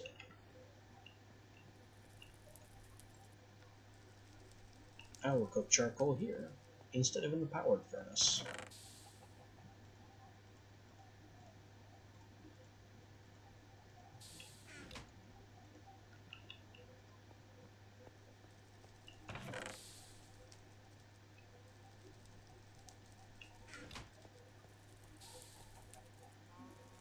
And what was I planning on doing with all these cauldrons?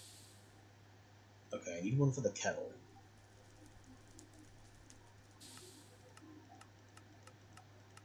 Ender tanks wouldn't be a bad idea, but there's the ender pearl to consider. And I can induction smelter them to iron. A decent amount of iron at that.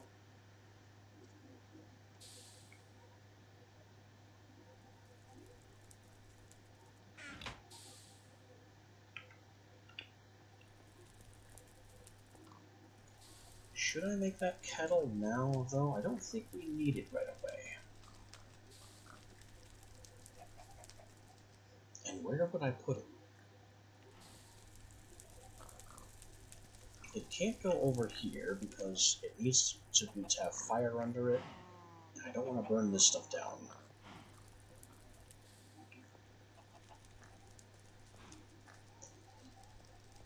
I guess it would go here.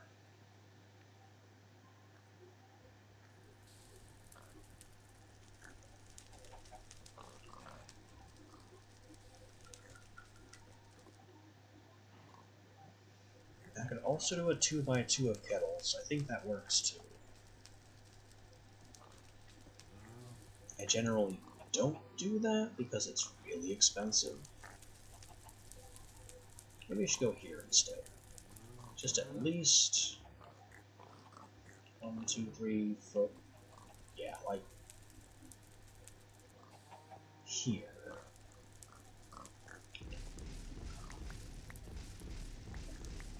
That's my kettle space.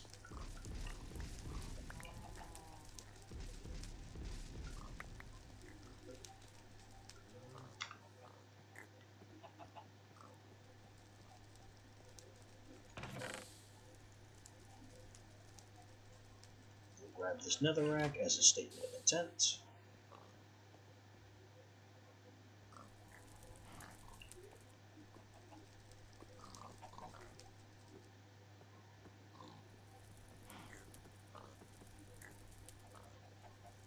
I could even put it deeper into the ground, so I just calmly walk on top of it instead of having to jump up. I kind of like that idea, actually.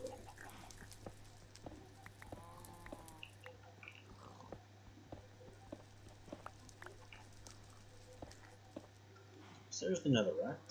I don't know why I grabbed 2 instead of 4. That seems like a very strange oversight.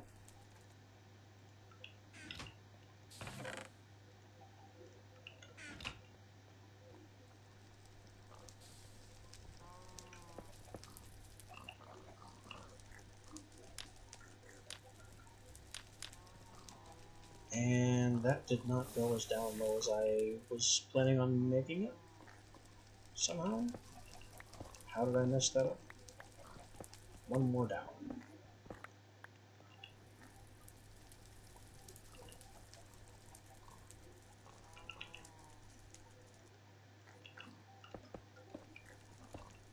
That'll do. Now we light it.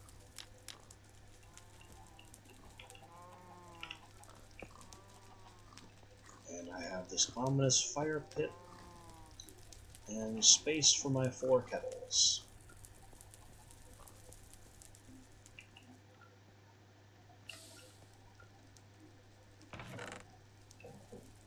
The 4 kettles will cost 4 diamonds, which is the toughest part of this.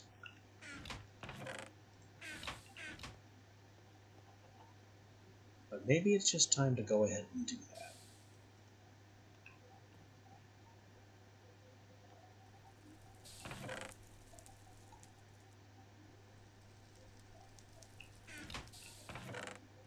Four diamonds, 4 whiffs of magic, and lava.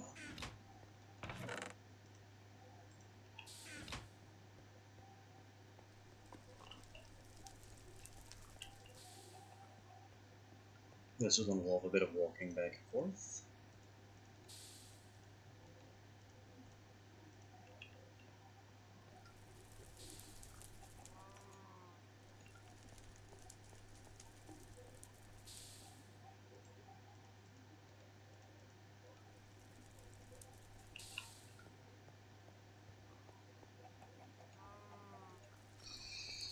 These attuned stones are just irritating to craft.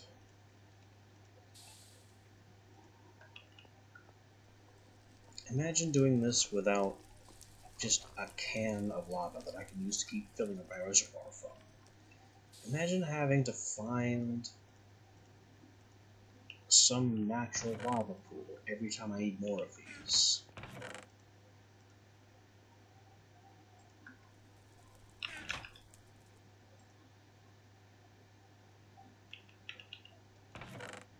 Alright, there's 3 kettles.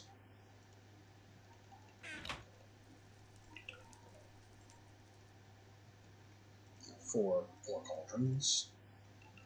And then we just need sticks and string.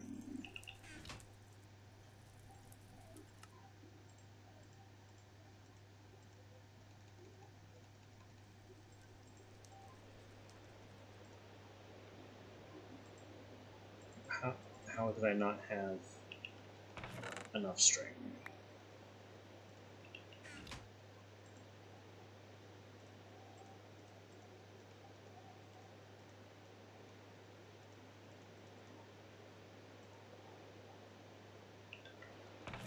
There we go, 4 kettles.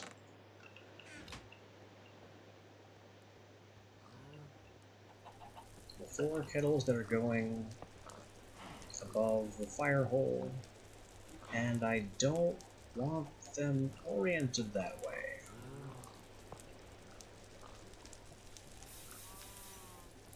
We're putting out the fire. Just so I can make sure these kettles don't fall in, because they are expensive.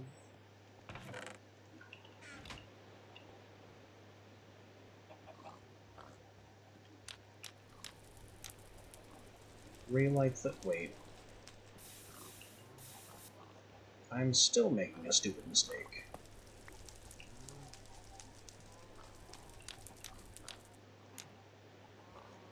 The kettle's supposed to be on the block immediately above the fire. Like that.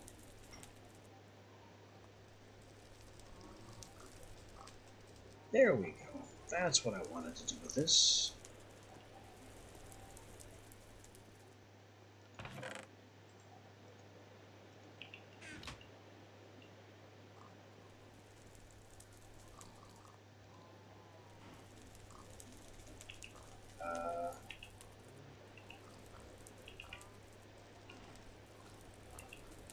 It takes water from the canister, but I don't see these as being full of water.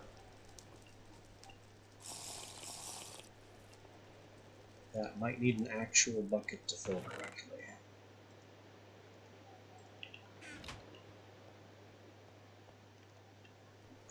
Mod interactions. Yep, it does need a bucket, but since it's technically full of... okay. I'm not gonna question it. Not gonna question it.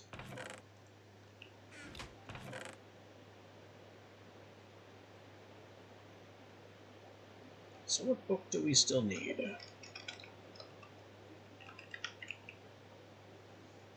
Because I'm pretty sure there's a book specific to the kettle that we don't have. Circle Magic. I don't have Circle Magic. Brews and Infusions is the one I'm thinking of, that we also don't have. So Circle Magic is made with a whiff of magic, Brews and Infusions is made with an odor of purity. Which I don't have.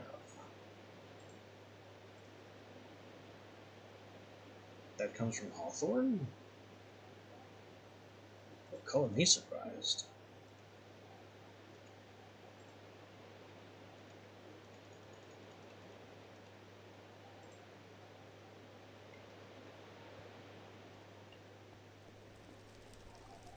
I thought Hawthorne was misfortune. It must be Alder that's misfortune.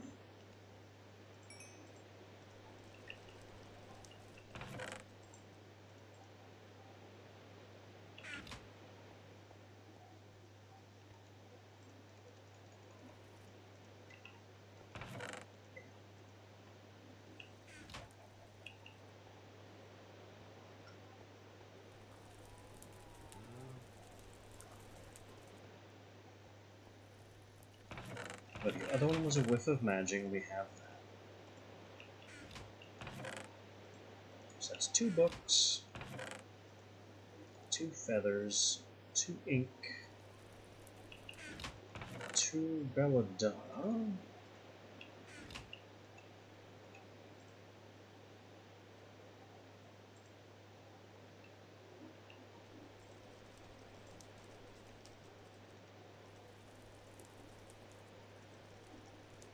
There we go, Circle Magic.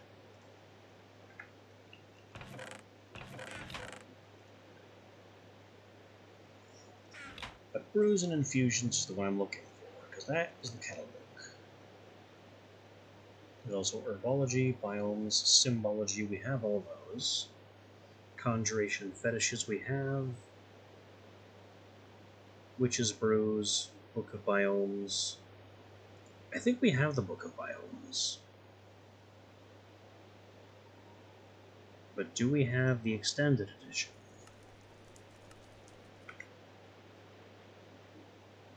Yes.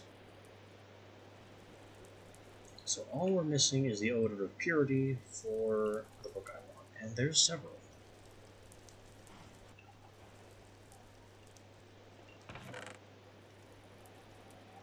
So things are underway.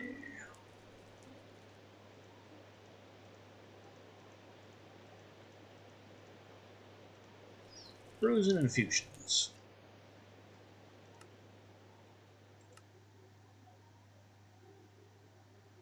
Use infusions in a rite of infusion, but it kills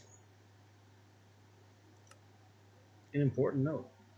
Some brews are made in this kettle.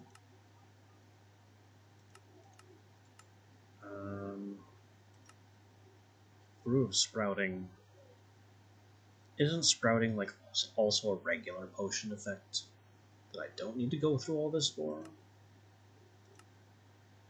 Brew of erosion, also a regular potion effect.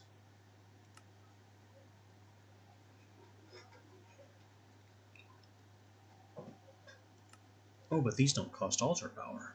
That's the catch. Brew of love. Something we're going to need. That has applications later. Brew of frost, I think, is also a vanilla, a cauldron effect. There are a lot of brews here, and I don't know what they're all for. Brew of sleeping, though, I do know what it's for, and it requires the brew of love. Brew of flowing spirit, only brew in the spirit world. This is going to be a pain to get, but it's necessary for progression. Wasting bats. Substitution, I don't even know what this does. I'd have to look up a whole bunch of these.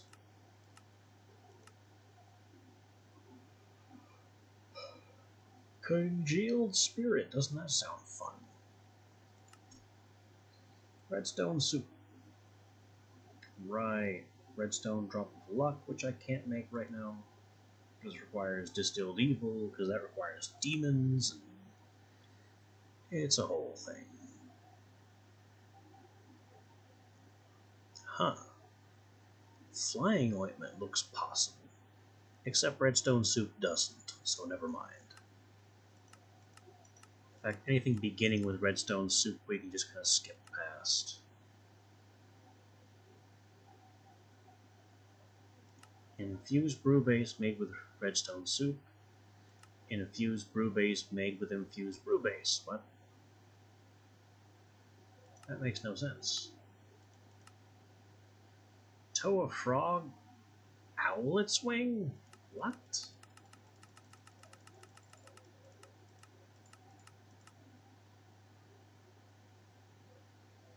Anyway, brew of love. Poppy, whiff of magic, water artichoke globe, golden carrot, lily pad, cocoa beans.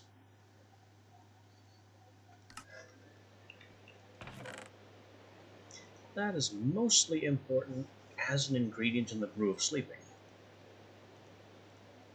but also has uses in its own right.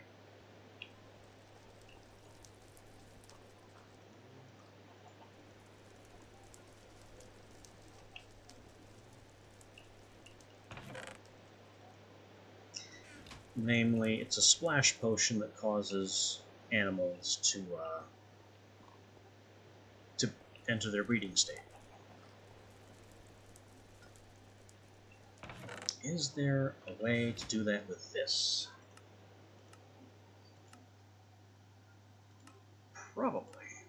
It's just a matter of finding it. Not in level 1. Heal, harm.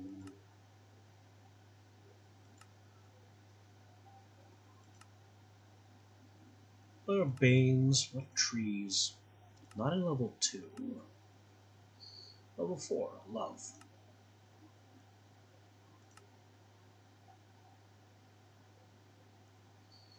So would that end up being cheaper?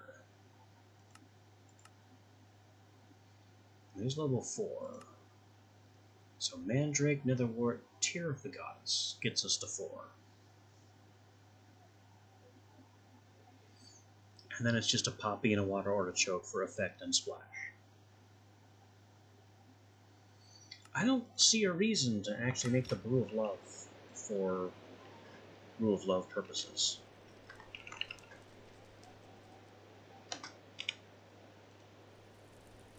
Because Golden Carrot's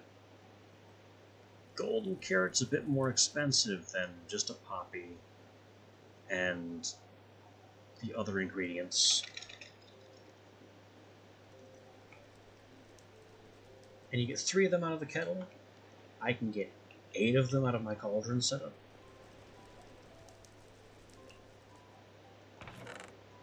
So let's do some brewing shenanigans. 4 of these. No, 2 of these. 2 of these. And 2 of these. This gets us to 1, 2, 3, 4, 5, 6 level. No, 1, 2, 3, 4, 5. Capacity 5. Technically, there are level 5 effects. Blast. Just a gold nugget in a level 5 potion causes a grenade. Ice World. This is the freezing potion that I said, wasn't there a way. Reflect damage. And Demon Bane. An interesting idea. But not what I'm here for.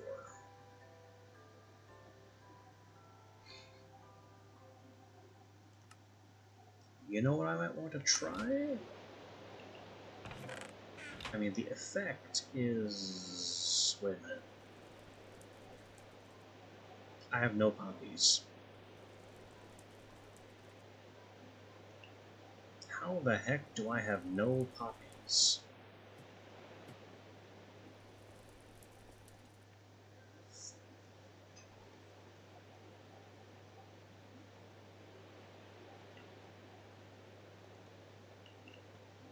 Batteries at 56, not bad.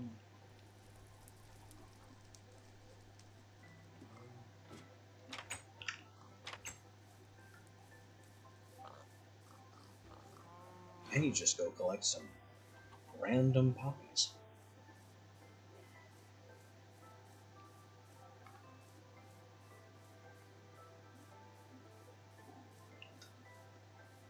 Although instead of going hunting for poppies, I could always just go back inside and make a potion of grow flowers. But we found poppies, so it's fine.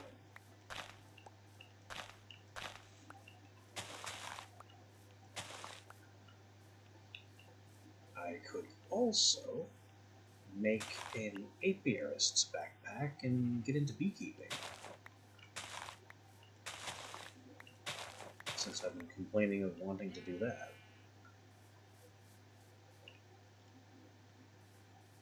Wouldn't that be grand?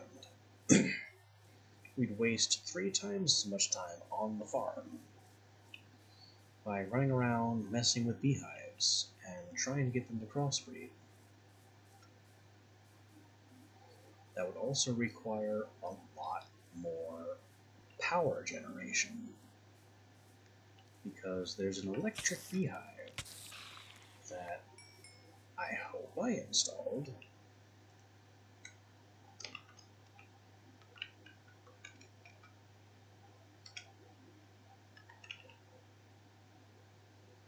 Yes, this here, Gendustry. Yep. If you're going to deal with forestry bees, you have to install a genetics mod like Gendustry. Because otherwise, it's pretty much impossible to get the bees you want to crossbreed. There are too many variables that are totally uncontrolled and uncontrollable.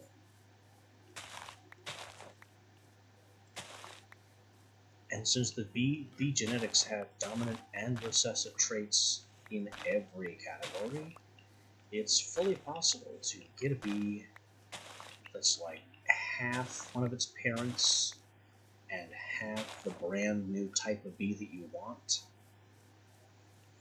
and then be unable to isolate the desired genome, and it just reverts to one of its previous parent types.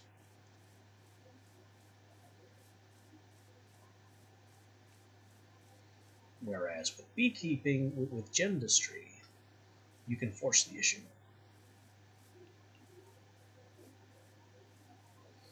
Gendistry allows you to use some consumable elements here and there, and some liquid DNA and some other miscellaneous nonsense to guarantee a speciation event. Okay, power.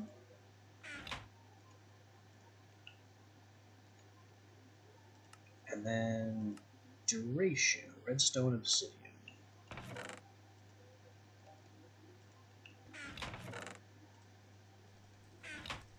Effect, copy.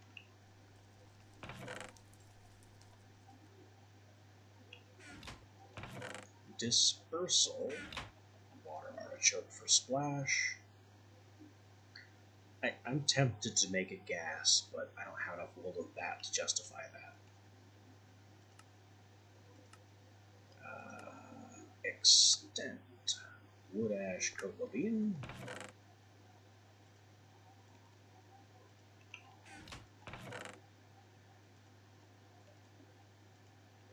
And linger doesn't matter with the splash potion.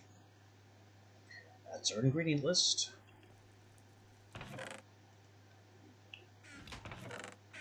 Let's get cooking. That's not enough bottles.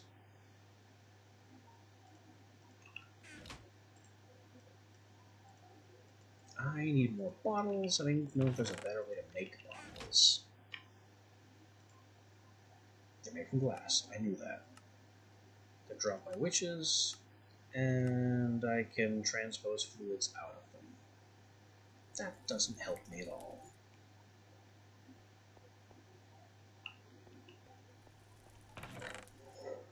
I will need my canister and pump to refill the cauldrons, which does work.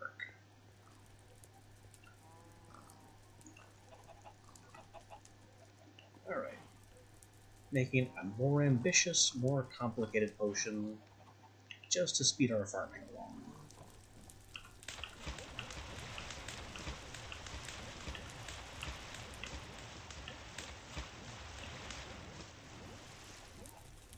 Whatever it is, I have enough power to bottle at least one dose.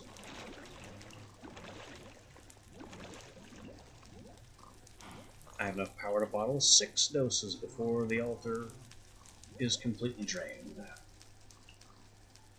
We have a bottle of Splash 3, Love 2 for 15 seconds.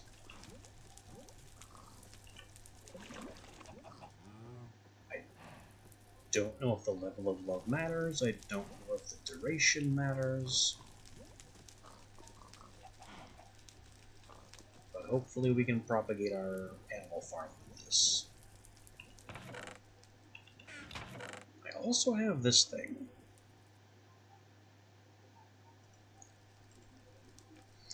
Which I could use that to move one of the chickens into the chicken hole.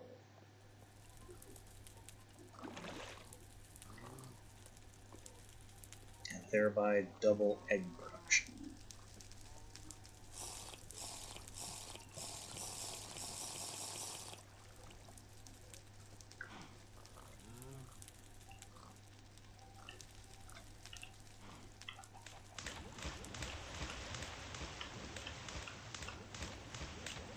Alright, ingredients are in place.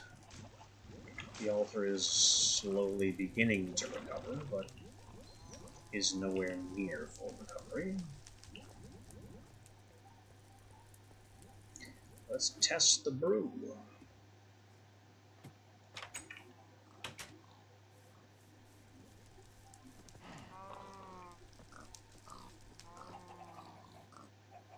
A Attention, assorted beasties.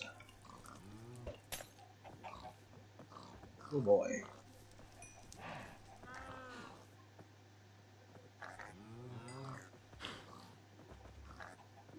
I think the duration is working. They're just going to town.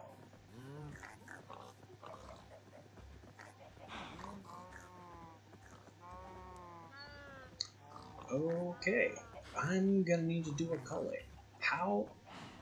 Okay, chicken is not allowed to escape that way. Don't do it.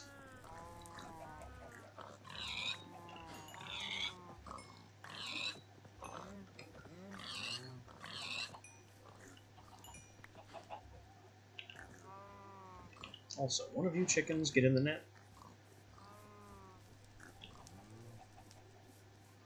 So you can be deposited over here in the egg farm. Where I've been trying to get a second chicken for ages.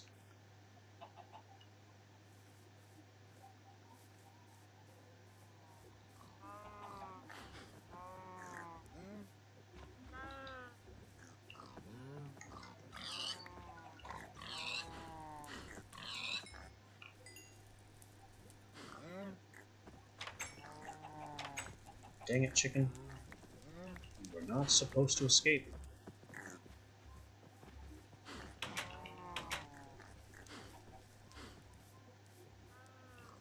Now I have to get a seed again to put him back.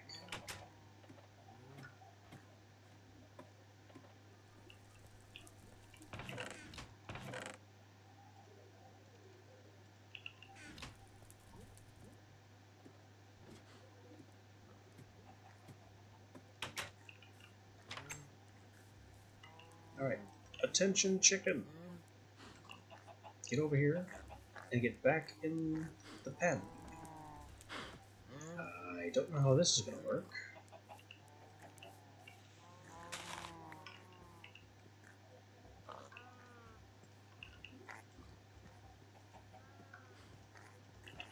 This'll do. Come on, you stupid bird. Get in here. Bird. Of course I would be out of his range. Will you quit crowding the door? Alright, bird. Here we go. Bird is in. Splash potion of make me more birds.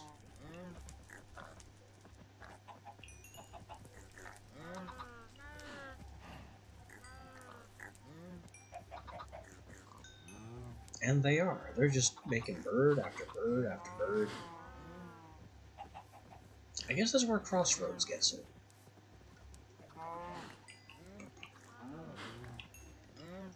It's either Crossroads or Biotech. It was some mod where you could inject mobs with essentially an aphrodisiac, and they would go into breeding mode and their breeding cooldown will be removed. Pretty powerful stuff.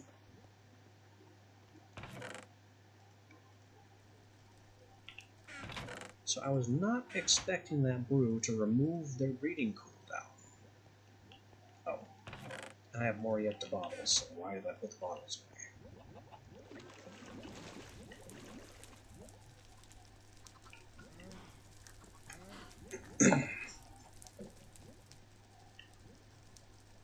Oh, I could slam one of these into my egg farm, and it would be guaranteed to give me at least 2 more chickens in the egg farm. Fabulous. Hey guys, have one of those.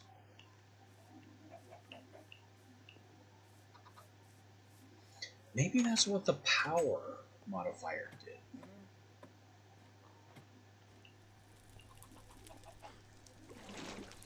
Maybe applying power is what allowed them to procreate with greater alacrity than usual.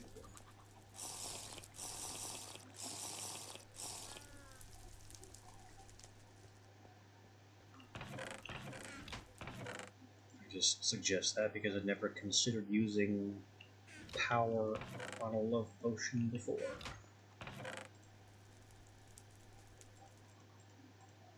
But hey, seems to have worked out.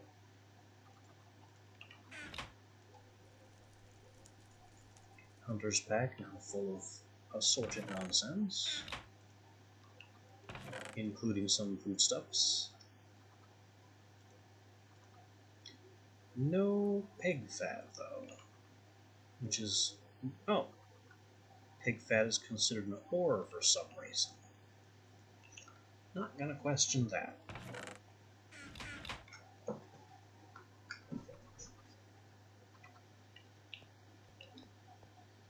I also still need to hunt Enderman.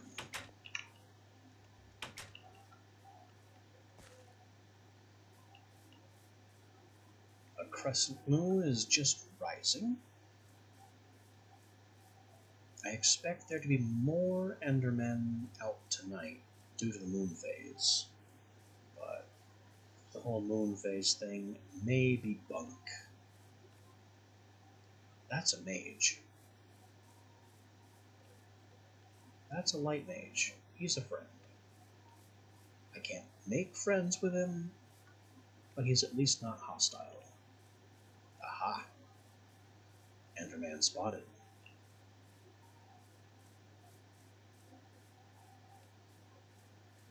Pretty much in the same place the last one was.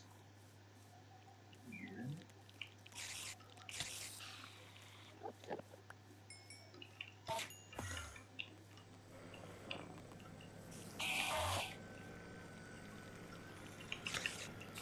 I don't need multiple zombies.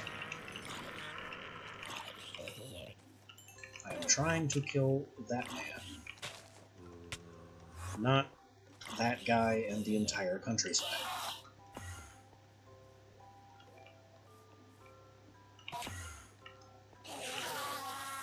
Aha! First purple.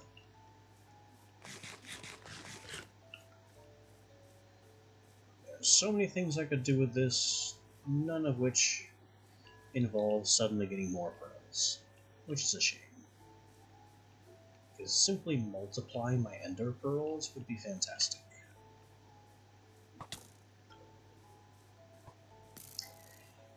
But no, sadly the Enderman is the only source of ender pearls, I'm pretty sure. Maybe we could check that.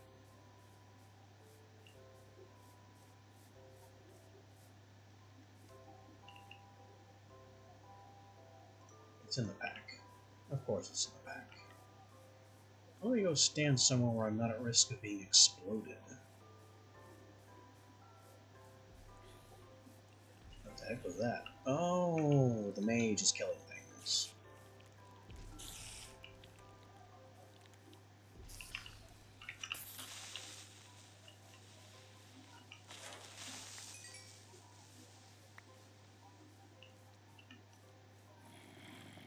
And feel free to guard my... or you could just completely ignore the zombie. I guess that's your prerogative.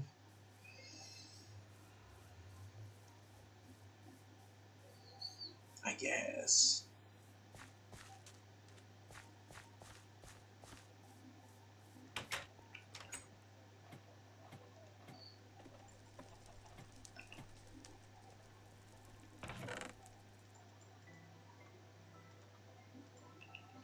Alright, Ender Pearl. Forget uses. Sources. Pulsating mesh. I'm not even going to ask. I know this comes from bees in the end. So, can't use that to get Ender Pearls until it's too late. They're dropped by Endermen. And they're found in the stronghold, apparently. That's it. That's all you get. Pulsating propolis, mysterious cone, ender bees, and bees that are bred from ender bees.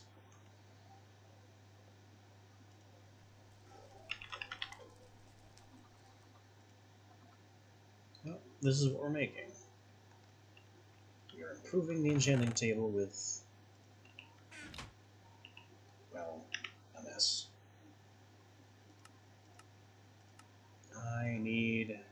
blaze powder. Pulverizing is worth double. So that's what we do. We pulverize it. This gives me blaze powder and sulfur.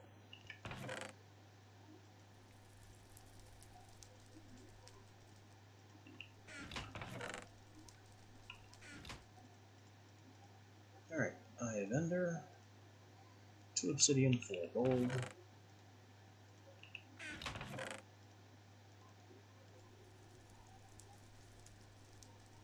And a book and quill. I am fresh out of book.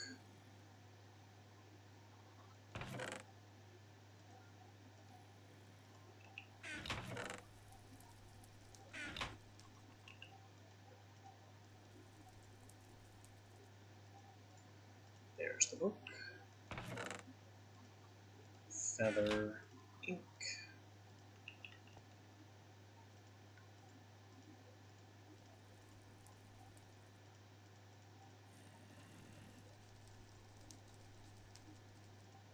Table upgrade. Whack. The advanced enchanting table.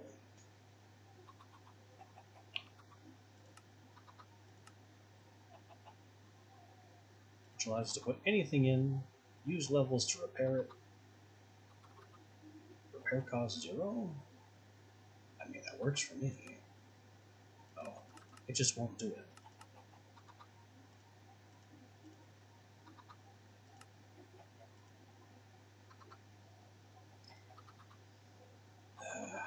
I guess I need to make Invar boots instead of the iron salvage boots.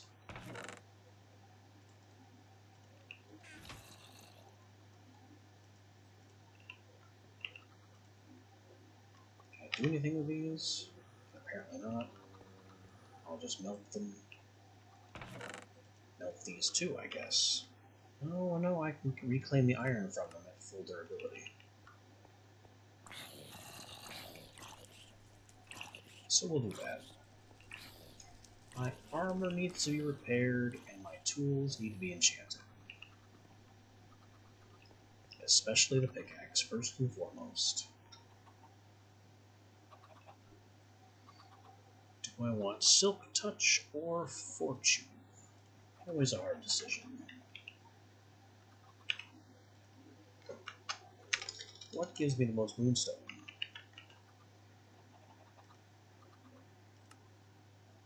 It smelts for 1, it furnaces for 1, it can't be pulverized, so it's Fortune and only Fortune.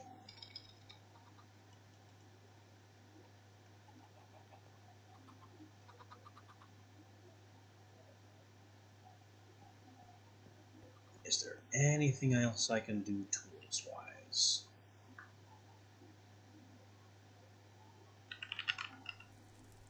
What would it take to get to the flux pickaxe? Because this is an important one.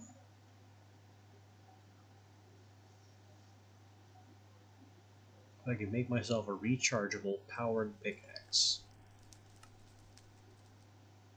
Fluxed electrum blend with pyrotheum dust. That's nether stuff.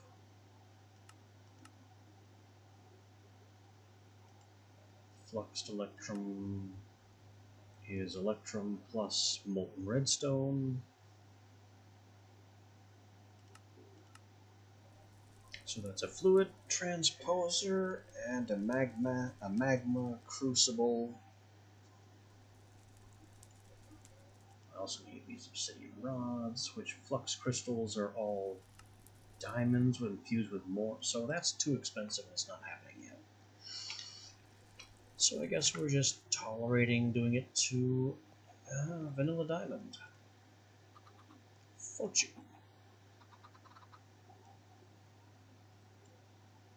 Let's get some unbreaking and efficiency while we're at it.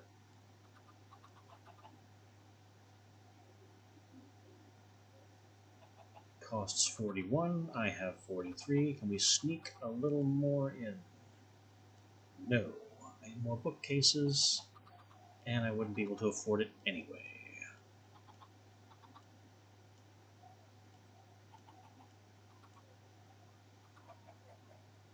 Still, this is a good start. It gives us Fortune 3.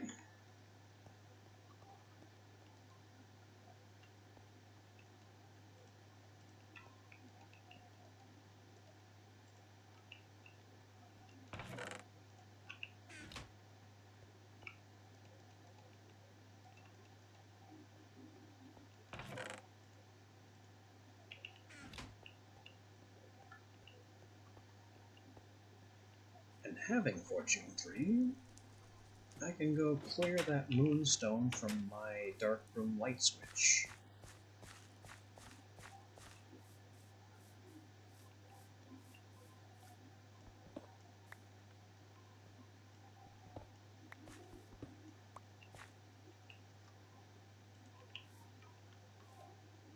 "13 Moonstone.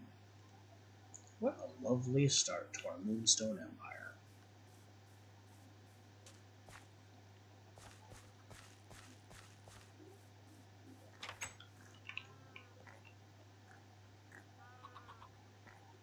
Those cows are looking suspicious.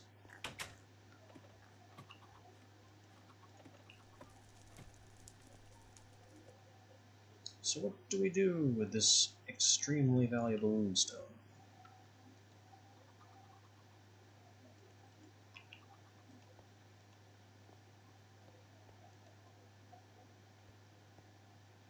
Well, the first thing we do is prepare to make a light nexus. Or 2 of them, even.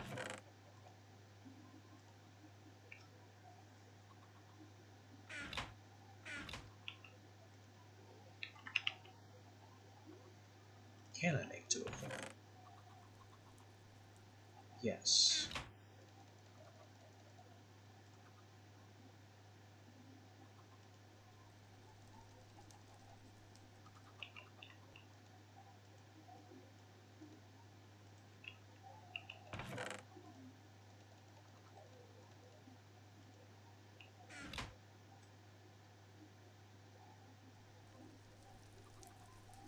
So we're doing a lot of inexplicable things right now.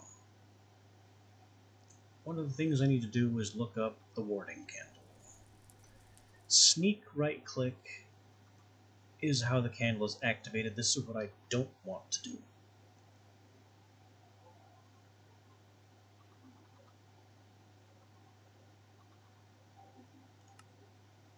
So I just want to regular right-click to place the warded candle. Because we're making celestial prisms with the ritual of purification.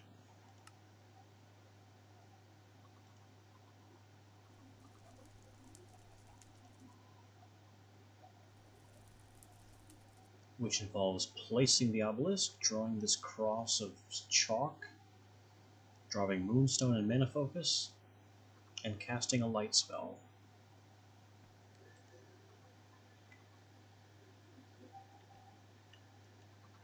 So I need the chalk. Let's see my pants. Moonstones, 2 of them. Mana focus.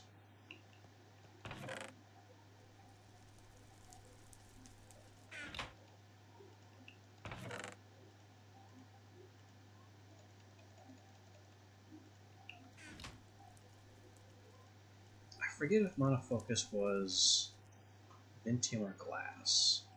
Let's find out. Mana focus, Vintium.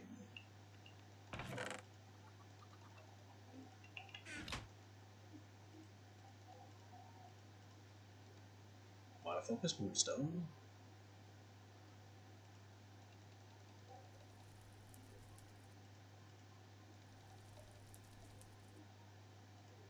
And these candles are irritating because they don't stack.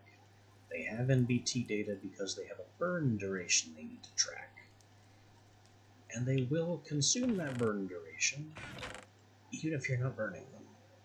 Or even if you're not using them for the burn. Just putting them in hand begins the burn process, and it's terrible. Now I need 2 obelisks. Blah, blah, blah, blah, blah.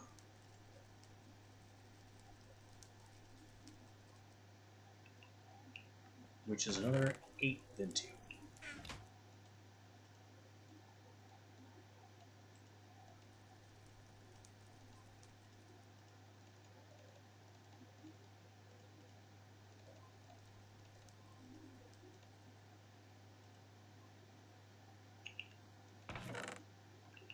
And we're just about ready.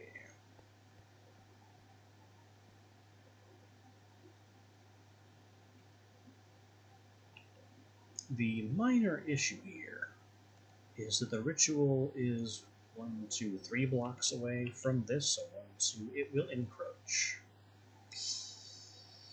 But I'm gonna have to put up with that.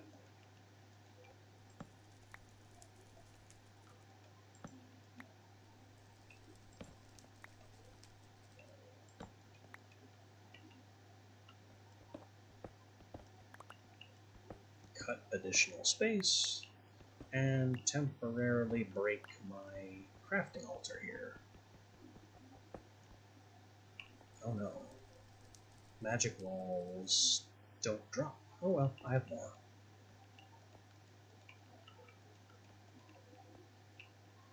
Alright, that's the chalk outline. The warding candles go in the corners where these torches are.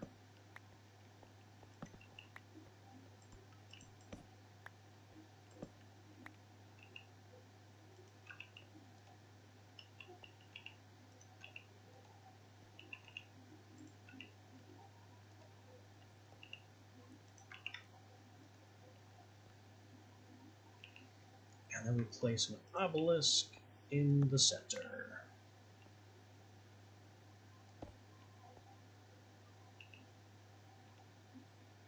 To complete the ritual, moonstone, mana focus, light spell.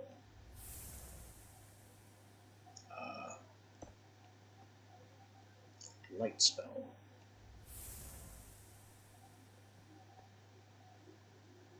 Why is that not working?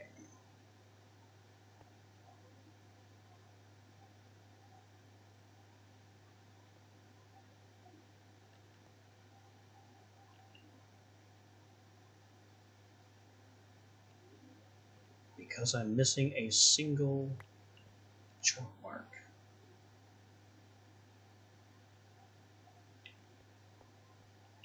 How did I mess that up?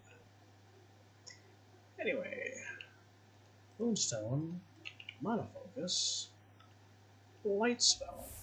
That's better.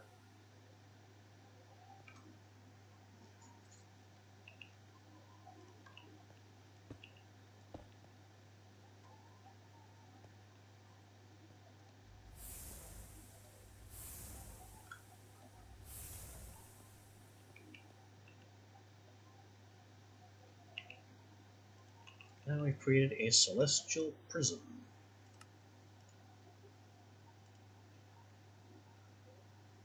which generates light passively during the day. And I can put blocks of quartz and pillar caps to improve it, as well as a circle of wizard's chalk around it, which I'm going to do right away.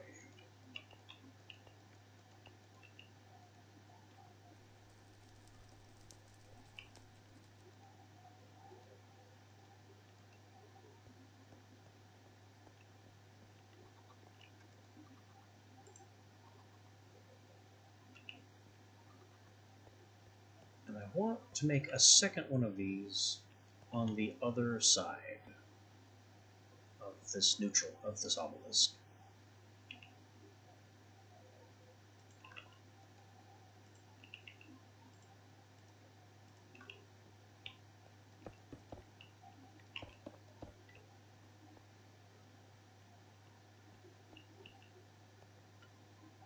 And I'm going to need another battery for the power to flow into. I would like to connect it to the Arcane Reconstructor, but if I remember right, this cannot accept light mana, which is annoying, but in a way understandable.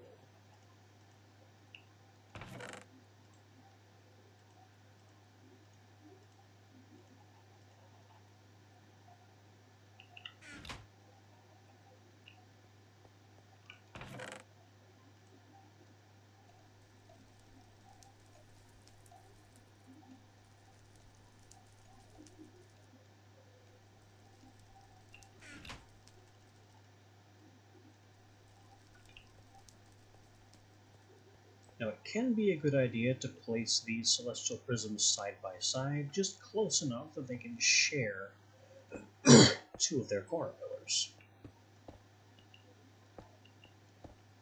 I have done that in the past, but will not be doing so now.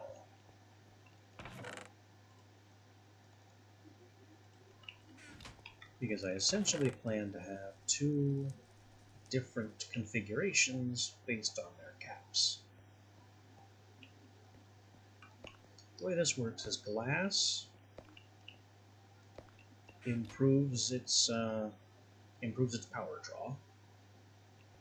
Gold improves it even better. I don't exactly have 4 gold blocks kicking around. And the best cap is moonstone blocks. The issue with moonstone blocks is that it changes the prism from charging during the day to charging at night. So it's good practice to have one of these with gold caps and the other one with moonstone caps. And if you want multiple of them, that's a different concern entirely.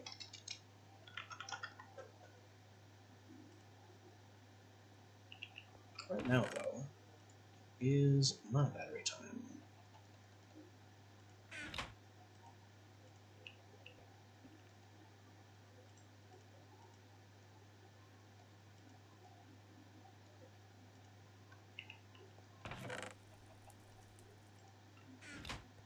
This mana battery will also go right here, and then we'll crystal wrench this prism to the battery. And bingo. We have light mana flowing into the battery, or we would if it was daytime.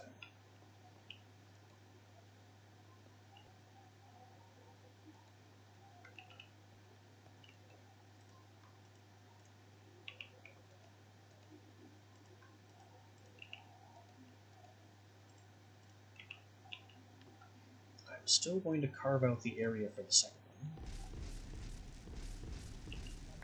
even though I don't have the moonstone to upgrade it just yet.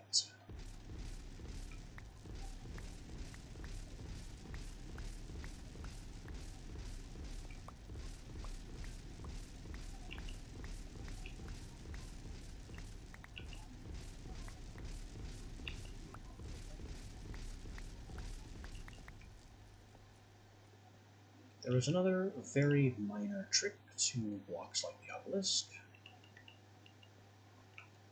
that I'm not likely to see anytime soon.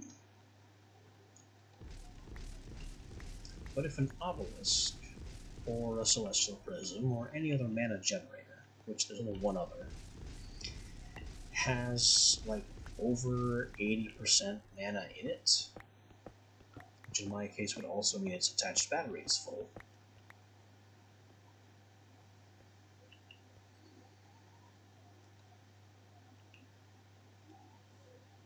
then it provides a mana regen bonus.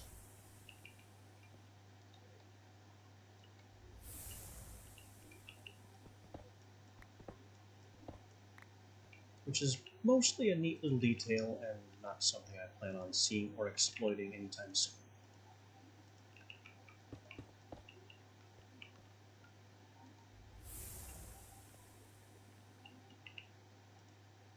Alright, next obelisk goes here.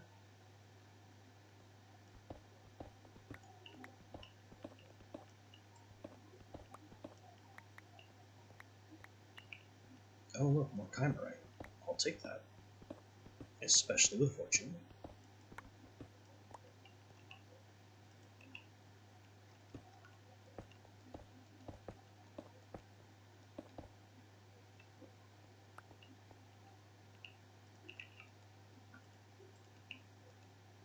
also need to fill in this moat temporarily.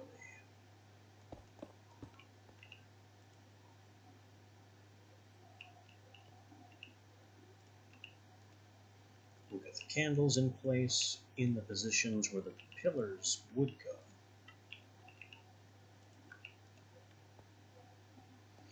They'll burn forever once placed, but they're a terrible torch substitute because they're so expensive. And by expensive, I mean pig fat.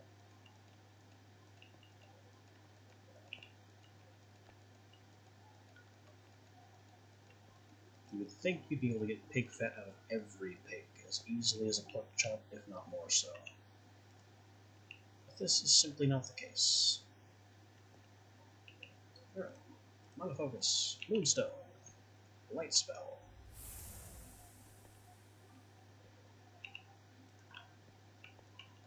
Circle of chalk runes around the base.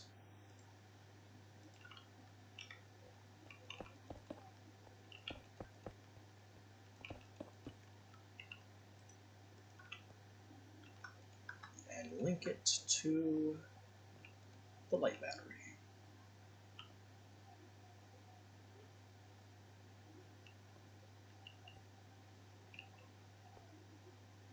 Now both of these should be feeding their power into the light battery.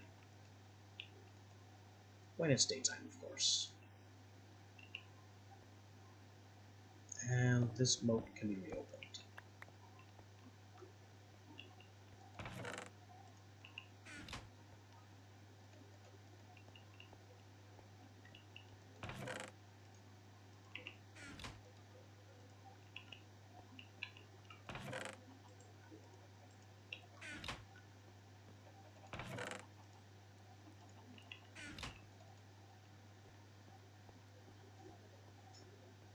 Alright, I've made 2 celestial prisms. I don't have the quartz or moonstone to get this one really off the ground. Lacking quartz means I need to go to the nether.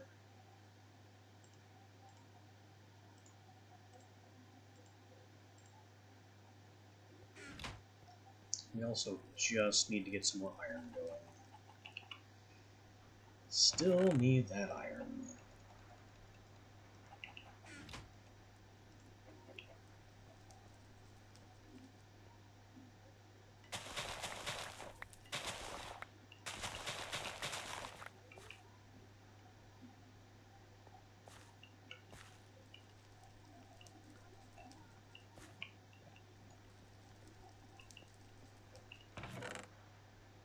I profited a whole 2 snowbell seeds off of that. Great.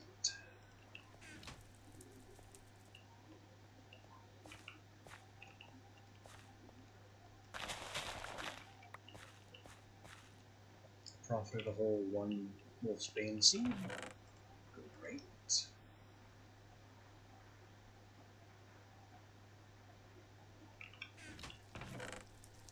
I remember saying that weirdly garlic didn't count as an altar booster.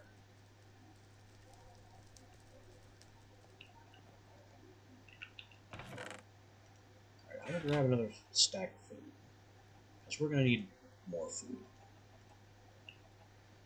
And I need to get into the nether for quartz. And honestly, besides quartz, blaze rods would be nice. So let's see what we can do for fire resistance. The old school brewing stand potion of fire resistance would be an old standby, but I think I can find some in here. That's probably a lower level effect. It's not a 1. Is it a 2? Resist fire. Magma cream.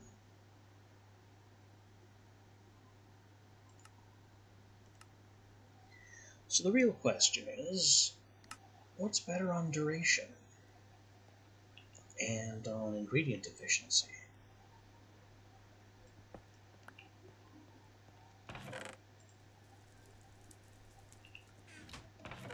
And then the immediate problem is that if I use this blaze rod to make a brew stand, I won't have it for blaze powder and therefore magma cream.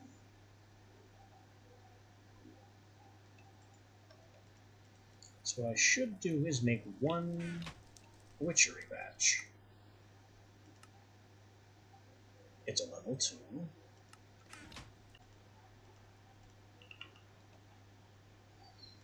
Power.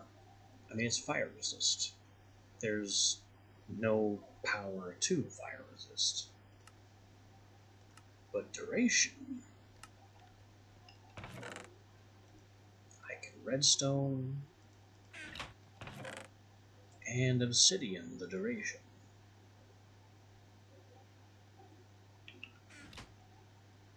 And then we have magma cream for the effect. And the dispersal, we don't want dispersal, I want to drink it. So how about modifiers? No particles would be very nice.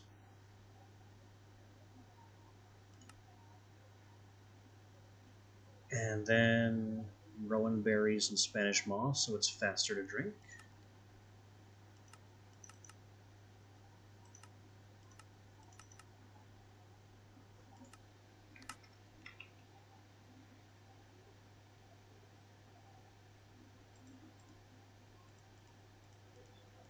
Twitch, unfortunately, is giving me problems again and telling me that I'm not broadcasting properly. So I may have to splice this all together afterwards.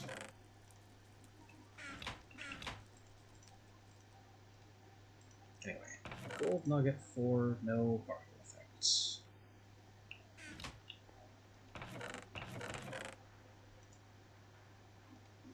Rowan berry, exhale of the horned one, and Spanish moss to make it tastier so it drinks faster.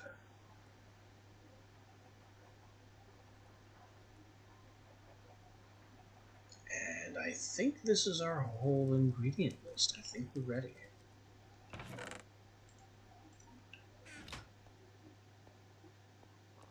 Bottles up.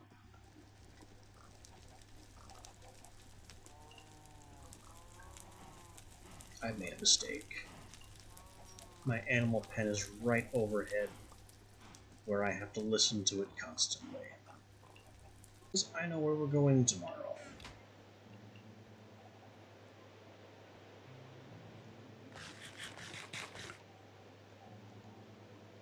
And as our light mana charges and our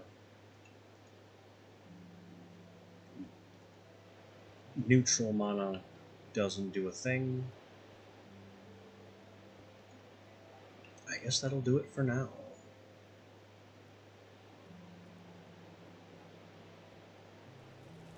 Although there is, I suppose, one more machine that I desperately need to make.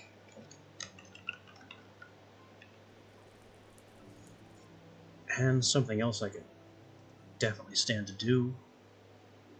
Mage armor. Mage armor would be smart. Mage armor is self-repairing, though it is weaker than what we're currently wearing. I could also go battle mage, but that's significantly more expensive.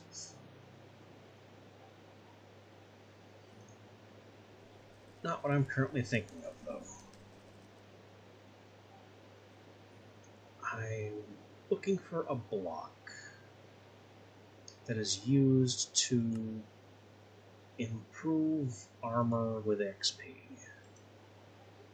Like, it's just something that Ars Magica does. It causes armor to gain XP as you wear it. This thing, the Armor Imbuement table, is an enchantment table, so 2 diamonds, 2 crafting altars, a bunch of obsidian.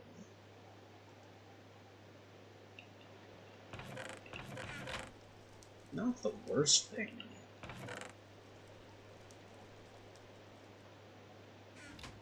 There's also a carpet in there. I don't have the wool for a carpet. So that is not going to be something we do right now. Oh well. I guess we've done enough for the day. Progress has been made, things are happening, power is powering, and we're ready to go to the Nether to collect more quartz for this prism, and more blaze rods for the fact that we always need blaze rods. It's just a thing. I can't fit looting on that sword. But okay. That will be our target for next time.